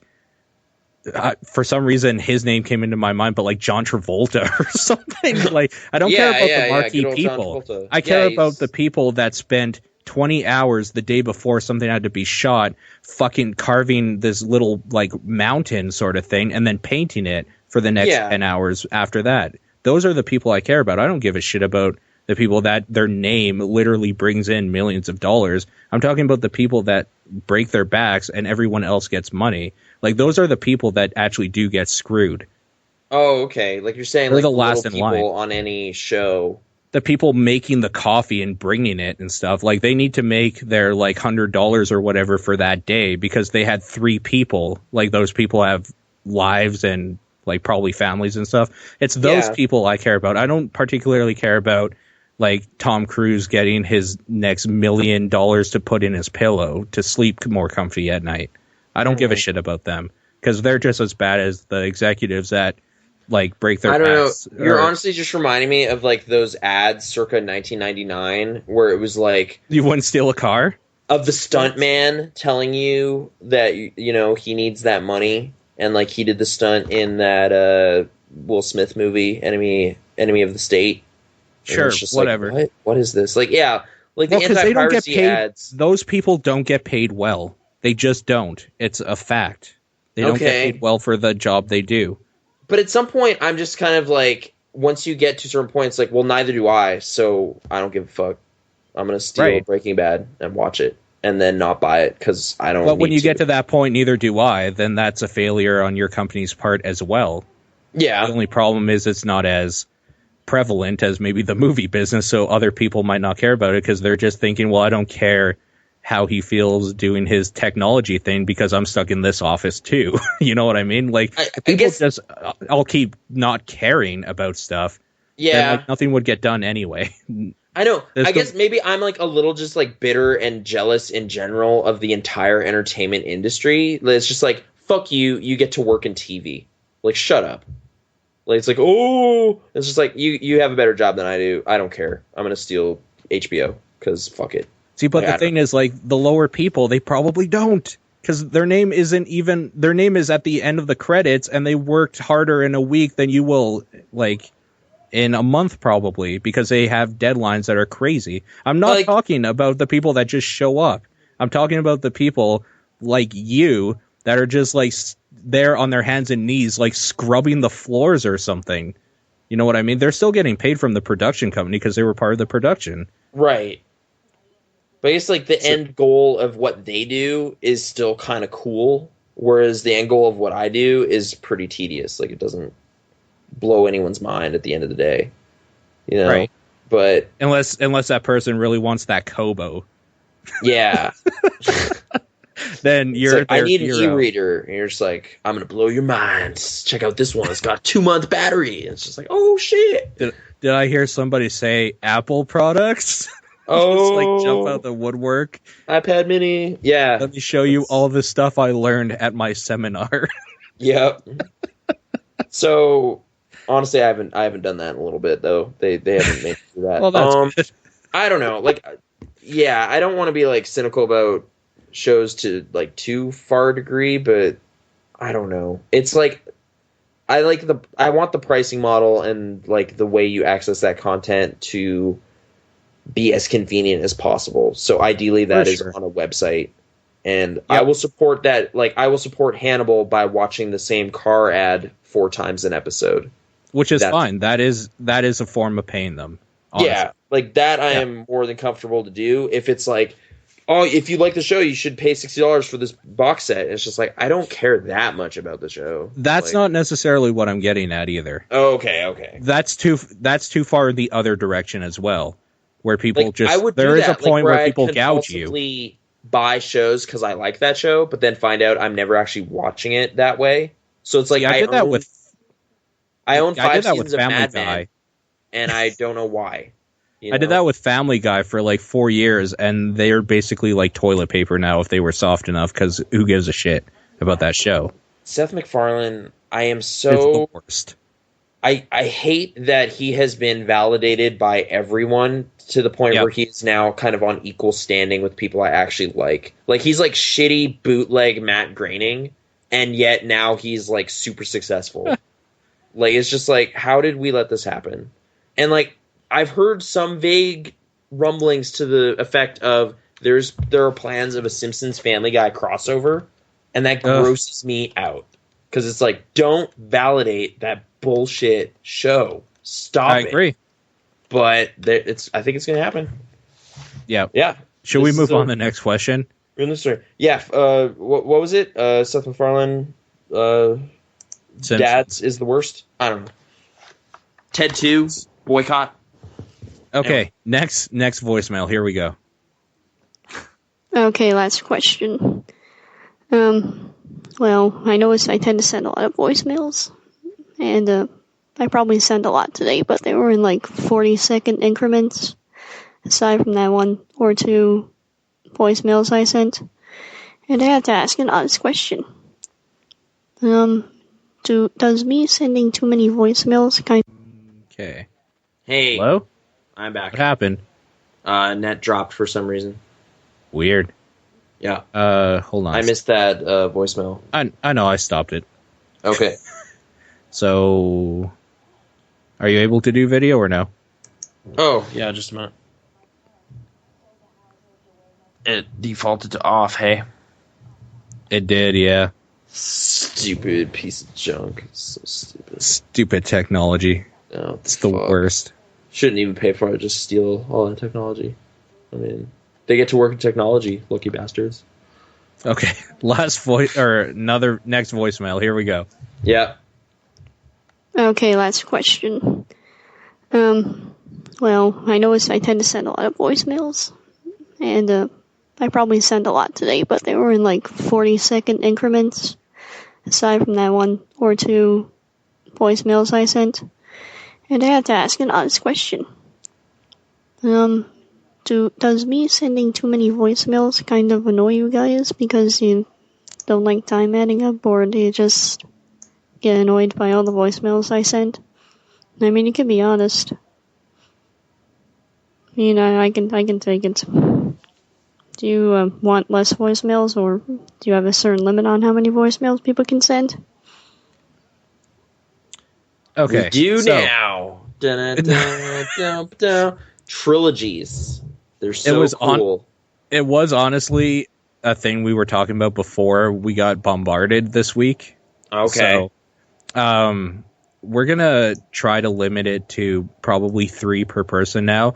And the only reason we say that, because we like getting the voicemails and we like the questions and all that sort of stuff. Yeah. Like, if you want, you can send more questions via Twitter or email and stuff, and we can choose at our leisure, like, when we throw them in. The reason why we don't like doing what we did tonight, and this is kind of like the final hurrah for, like, 16 voicemails sort of thing, is we tend to ramble a lot on one question. Yeah. And go off on tangents. So answering one question can be a 30-minute affair. So when we get 16, you're like, it's the show, basically. So we should try to be more concise, but I'm going to say about 3 per person, if possible, under a minute. That would be great. And as always, just make sure, like, if you can listen back to it, I think you have that option when you do one through the site. Listen back on it, make sure you can understand what you're saying and it doesn't sound like you're in a truck driving off a cliff or something, because those are kind of a pain. But other than that, like, we don't care what you send in. Just like 3, I feel like still should be a lot. Like, you can make your epic trilogy of kind of questions or kind of build an arc over the course of it. Sure. Although I don't know, I'm trying to think.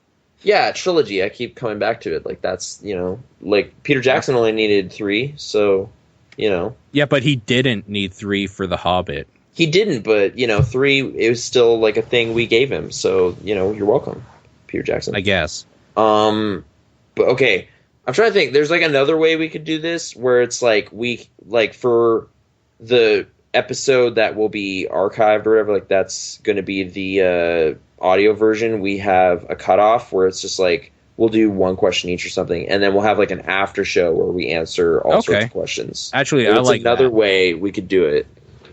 So there'd be kind of like a stream exclusive, like they would be archived on there, but it would make the show runtime less insane. They won't even be archived on there, because I'd like to make it, if we're going to do it that way, like I can split up the episodes on Twitch so they could watch like when we end or whatever, and then we can make the after show and like exclusive, like you should have been there sort of thing. No, I don't like that, because then all these amazing things we're saying will be lost forever.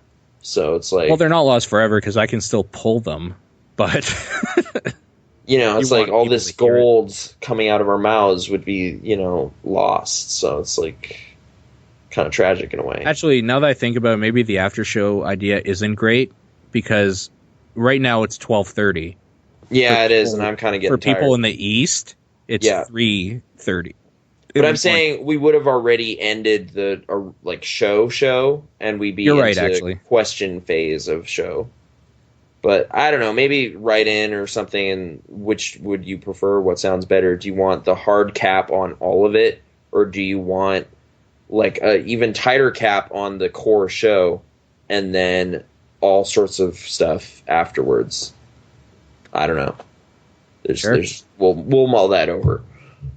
So what you're basically saying is that the main show is like early release, but to get the full show, you got to pay for the it's like we're releasing the alpha podcast beforehand with kind of like really early assets and stuff, and then the full game comes out later. That would be hilarious if it's just like we go up to intermission, so it's our rambling, and then to hear anything after that, you have to pay like $2. Yeah, pay to play. Gross. Yeah, something gross like that. If you want to unlock the next 10 minutes, just put in your credit card information. We'll charge you 20 cents every 10 minutes. Yeah, we'll borrow some tips from King, the makers of Candy Crush, and become the grossest podcasters ever. I don't know. There's a sense of infamy I think we would get from doing that, where these people think they're so good that they're charging people to listen just to hear them talk about things. Yeah. Oh man. Well, I think we answered that question. There's actually one more from Meowth that she sent in kind of last minute sort of thing, so we'll go ahead and play that. Here we go. Oh man, Nathan, you streamed when I was actually awake. That's quite an accomplishment for you. Mostly because whenever people stream, it's always like 1 in the morning over here, but you streamed at like 1 o'clock in the afternoon or something. Even though for the most part it was kind of laggy.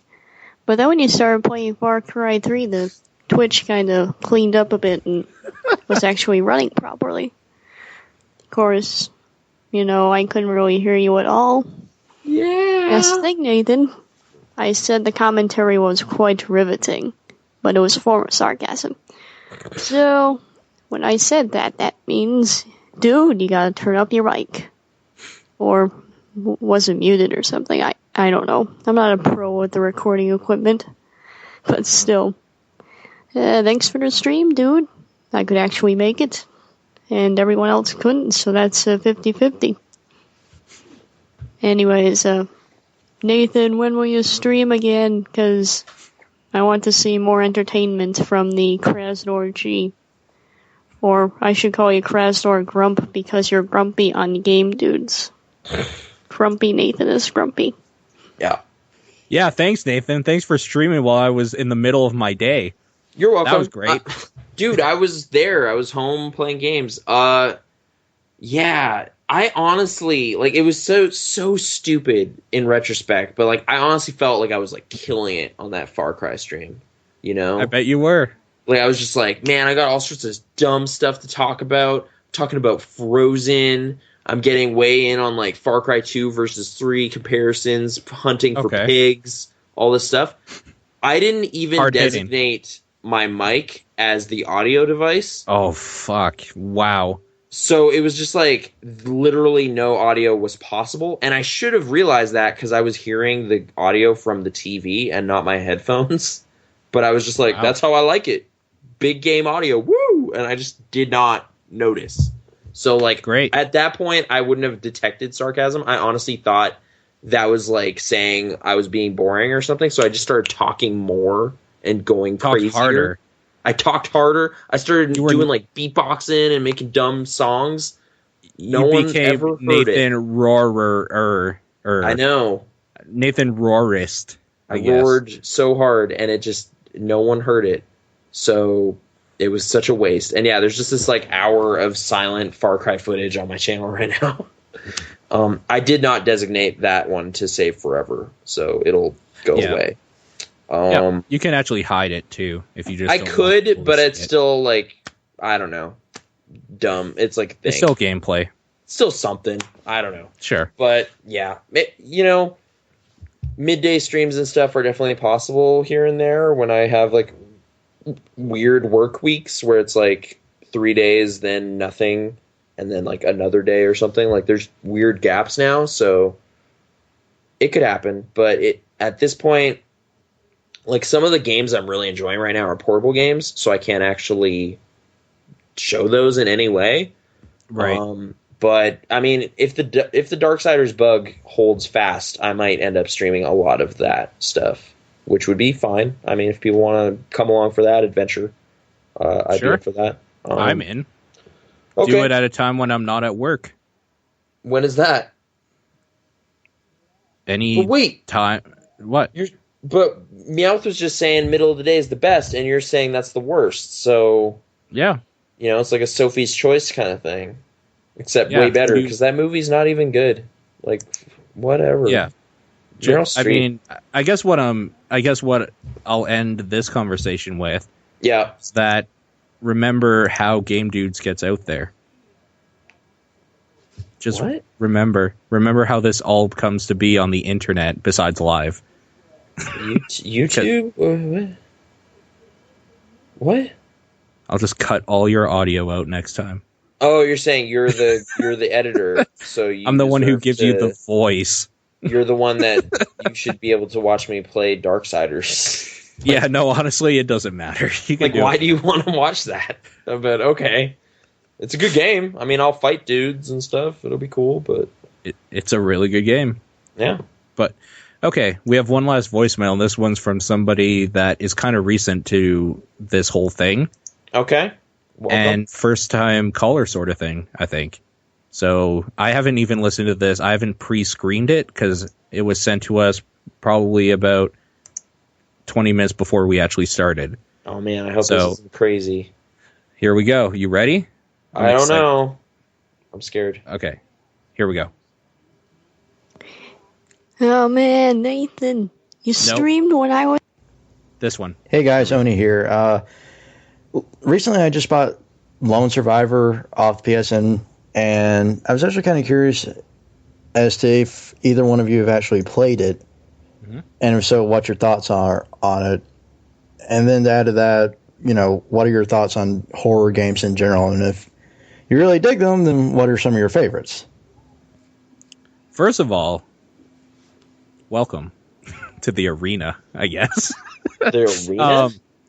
Okay. Sure, that's what this is now, I guess, because... No, it's the ranch. I keep showing you that. We're trying to establish this Western It's the ranch. Welcome to the ranch. It's Calgary themed. Anyway, okay. That's right, people in the chat. It's Oni Metsu in the chat. That's who it was. Yeah, Oni's great. So Lone Survivor, I'm going to go ahead and say, if you like what Silent Hill does with like their ambient horror type thing, then you will probably like Lone Survivor because it is the perfect replication of what Silent Hill does with their horror theme in video games, like the psychological ambient terror sort of thing. Yeah. In an indie 2D sort of environment. So it's very, very good at that. And like rusty looking stuff and weird. Yeah, it hits a lot of the same notes as Silent Hill would. Nearly as much of it as you did. I put probably like an hour or two or something. But it seemed solid. Like it seemed kind of intriguing. I actually kind of wonder how the PlayStation Cross-Buy, like if that would make a good Vita experience. Like just kind of huddle around that thing and check that out. I bet it would. Yeah. But, yeah. I think actually, that might be one of the 14 for 14 sale right now. Like there's like a PlayStation sale on right now for a handful of games. But yeah, I guess opening up more broadly to horror games in general. How do you like Silent Hill? Let's start there because it promotes them game dudes on YouTube a little bit. Right. I mean, I honestly find just that era of PlayStation games kind of weird because like the control issue, like just like the camera control stuff specifically, it was just really unwieldy and strange. But in some ways, like it seems to be very much going for kind of like a Pacific Northwest Twin Peaks style like weird town, and then there's also monsters and stuff, which is totally on its own kind of weird thing. I kind of dig it. I honestly still think I like that we take on the same story a little more because it tones down the bad action mechanics to the point where it's just like weird frantic chases and stuff, which was a little different. But I don't know. It's definitely interesting. Like I'm honestly really curious about Silent Hill 2. Like I hope I don't want to like overhype myself for it because it's a game so many people love, but it's also like an 11-year-old game at this point or whatever, 12 years. So maybe some of the design stuff might be a little clunky, but I'll just have to kind of get in the right mindset. I don't know. Yeah, like so I'm still curious. Like I'm down for more Silent Hill in general. Like I wasn't put off by anything specifically in that game as like, like even branching paths and stuff like that stuff I should have just probably been more careful with. Like I can appreciate that being in there as like different options or whatever, different endings. But yeah, I don't know. Sorry, did you have any Silent Hill thoughts? Well, it's one of my favorite game series, so there's that. The first one though, relative to the other ones, or I still love it. Okay. There's not so much the gameplay and like the dated stuff, but I really like what Silent Hill does because it doesn't go as much for the jump scares. Like, I think it might be just my first introduction into what video games could do with just the idea that something's there, not having to show you it. because that radio, when it starts going off and you're just in like a pitch black street sort of thing at night, like you don't know where, you know there's something around you, but you don't know what it is, where it is, until you hear like the dog fucking jump or the weird like audio cues that the different enemies have. So when it's completely silent with like the low hum of whatever going on, and then you just hear the radio start to ramp up a little bit, there's that moment of terror that like you don't know what you're doing necessarily. Now, maybe you didn't get this because this is a problem with all horror in general, that when you're kind of with somebody else in like a normally lit room sort of thing, it doesn't have the same effect as when you're alone playing something with headphones in the dark. Yeah. You know what I mean? So yeah, it definitely takes you out of it. Like playing Slender with a bunch of people is different than playing it by yourself. Playing it with a bunch of people actually makes it almost like a comedy game. It's kind of funny. Just kind of funny. Trying to boot it up by yourself has never happened ever. Like it's like, oh really? Well, no, it's happened, and then I like walk 5 steps. Just like why would I ever play this? And then I just close it. Like I have the Arrival too, like the full thing, and I don't know. I don't know why I bought that. So, do I like horror games? I mean, I don't mind like horror themes, and like, you know, like you could argue maybe Deadly Premonition or like Resident Evil 4 are horror games, and I love those like a lot. Whereas games that feel like, you know, with games you're like immediately immersed in it without the game even having to try very hard. Like it's just like you have to play it, so you are now in it. So games that kind of use that to kind of do a lot of jump scare stuff, or kind of just have, you know, blatant manipulation type things going on, I don't know if I like that very much. Like I just kind of feel like I'm getting jerked around. Like it's just like, shut up. That's just cheap. That's stupid. So I don't know. Like there's games I've like dabbled with and then just kind of don't feel like I'm too compelled to keep going. So like Amnesia, I've just not gotten over a certain point in that game where I'm just like, this is just kind of clunky what I'm doing right now. I don't want to play this. But then at that point, are you just making excuses because you're so terrified to continue? I don't even think I've gotten to the scariest stuff yet. Like I'm just at because the you're water so scared to get there. Well, it's more like I am reminded of like Half-Life, where I'm jumping on like crates in the water, and it's just like, that's the worst. Shitty first-person platforming isn't scary. It's just not good. So I don't know. Like that's kind of you're subconsciously stalling. You're finding an excuse. What's the worst that's going to happen? My like fake video game man is going to die, and I'm going to go back to the checkpoint. Like it's not that big a deal. And have to do it again. Yeah, and have to do this annoying thing again. Like that's happened a couple times. So, I mean, once I get to the mechanics where like it's actually like sanity versus seeing what's going on kind of stuff, like hiding and like monsters are around, I haven't even seen that side of the game. So maybe I'll like that. I did like it in Call of Cthulhu: Dark Corners of the Earth. Like it had sanity effects and hiding from weird monsters. Eternal Darkness. Yeah, to some extent as well. I guess crazy. The insanity effects, and I thought they were cool in that game actually. I guess I kind of just wanted to bring up Dark Corners of the Earth because that game is actually cool. Like the insanity stuff is actually kind of neat, and like it doesn't give you a gun for a long time, and there's kind of weird chases, and I like the way you find out that stuff is messed up. In that game, you like open a drawer and there's like a bone in it or something. You're just like, oh shit. And then you get locked in this office. Like it's like a nice turn. Whereas like before you're just kind of poking around and something's obviously wrong, but you don't know what. And then you find dead bodies. Like it's like a nice player initiated discovering something, as opposed to like, oh, a cutscene happened and now it's all weird. It's like, no, you were playing when it went weird. So I thought that was cool. At least as far as I can remember it. I haven't played it in like almost a decade. But anyway, Dark Corners of the Earth, that's a great game. This might be a little cheesier, kind of crappy to do also. But we did a Retro Kill Screen episode where we talked in depth about horror games. Oh, okay. So you can go ahead and check that. Pointing people towards the rest of the network. Well, yes. The reason I say that is because how long was that episode? Like an hour and a half or 2 hours or something? Like we spent quite a bit of time talking about horror games in that one. I mean, for me, Silent Hill, like I said, so of course, Lone Survivor, I really, really liked. It really does Silent Hill. So it does Silent Hill better than Silent Hill has done in years. I'll put it that way.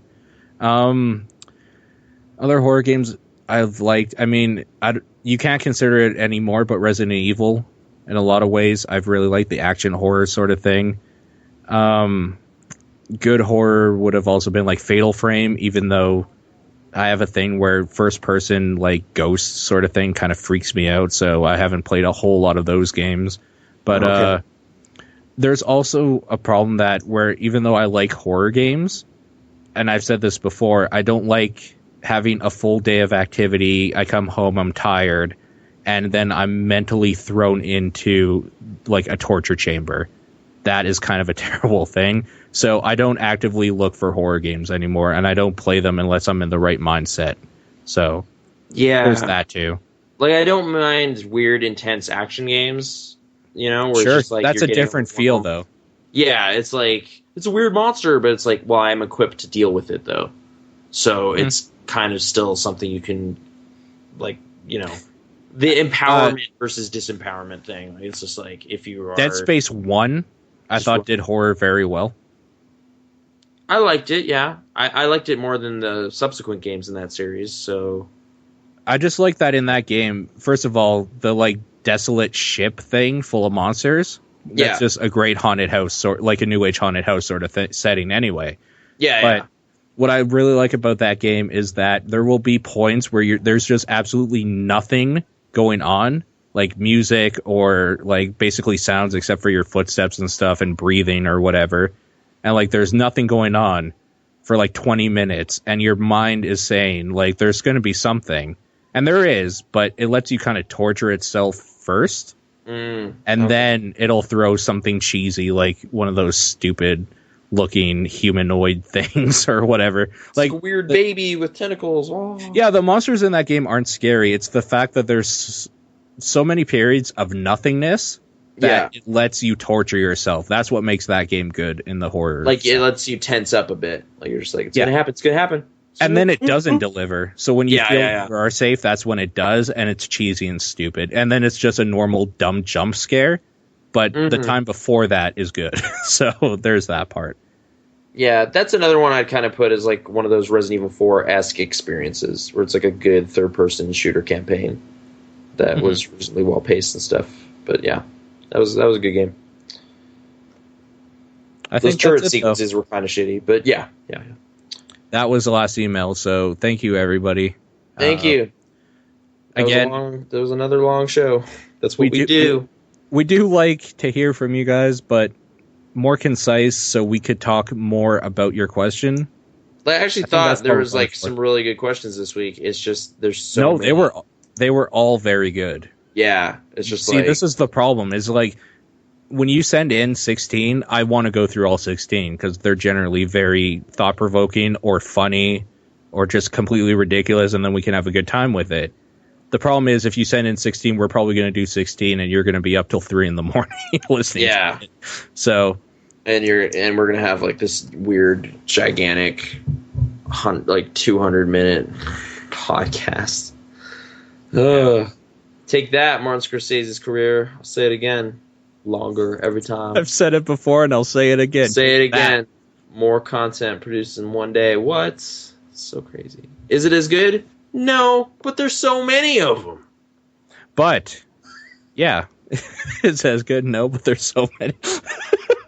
Quantity. But maybe you could make it better by doing this right here.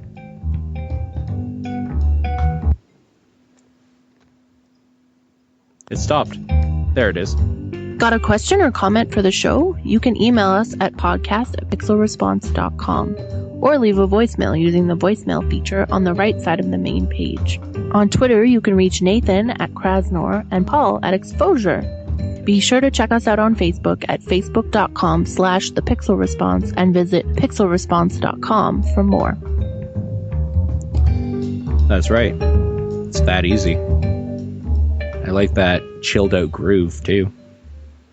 Kind of weird that it stopped playing halfway or like in the first couple seconds, but Yeah. Apparently, some of the longest feature films are like 5 hours, so we're not quite there yet. See, this is the thing, is that when Tested talks about like Oktobercast, that's probably the easiest thing in the world for me to do. And the reason I say that, the reason I say that is because like right now we're doing 4 hours between you and me, right? They have 3 people. They take kind of shifts where like one of them will go off and eat pizza, and then they still have 2 other people. Mm-hmm. But not only that, they have interesting guests every hour that has stuff they can all talk about. Right. So sign me up. Like easy mode right there. We have to pull this out of our ass kind of every week. Well, we don't even do we don't even do show notes anymore. We just kind of go with it. Just kind of go with it. And now I always feel like, wait, I forgot about something, but if it didn't come to mind, I guess it wasn't important. It probably wasn't important. Yeah. I feel like we got the big points out of the way, so there you go. Yeah. And if not, there will always be next week and the week after that.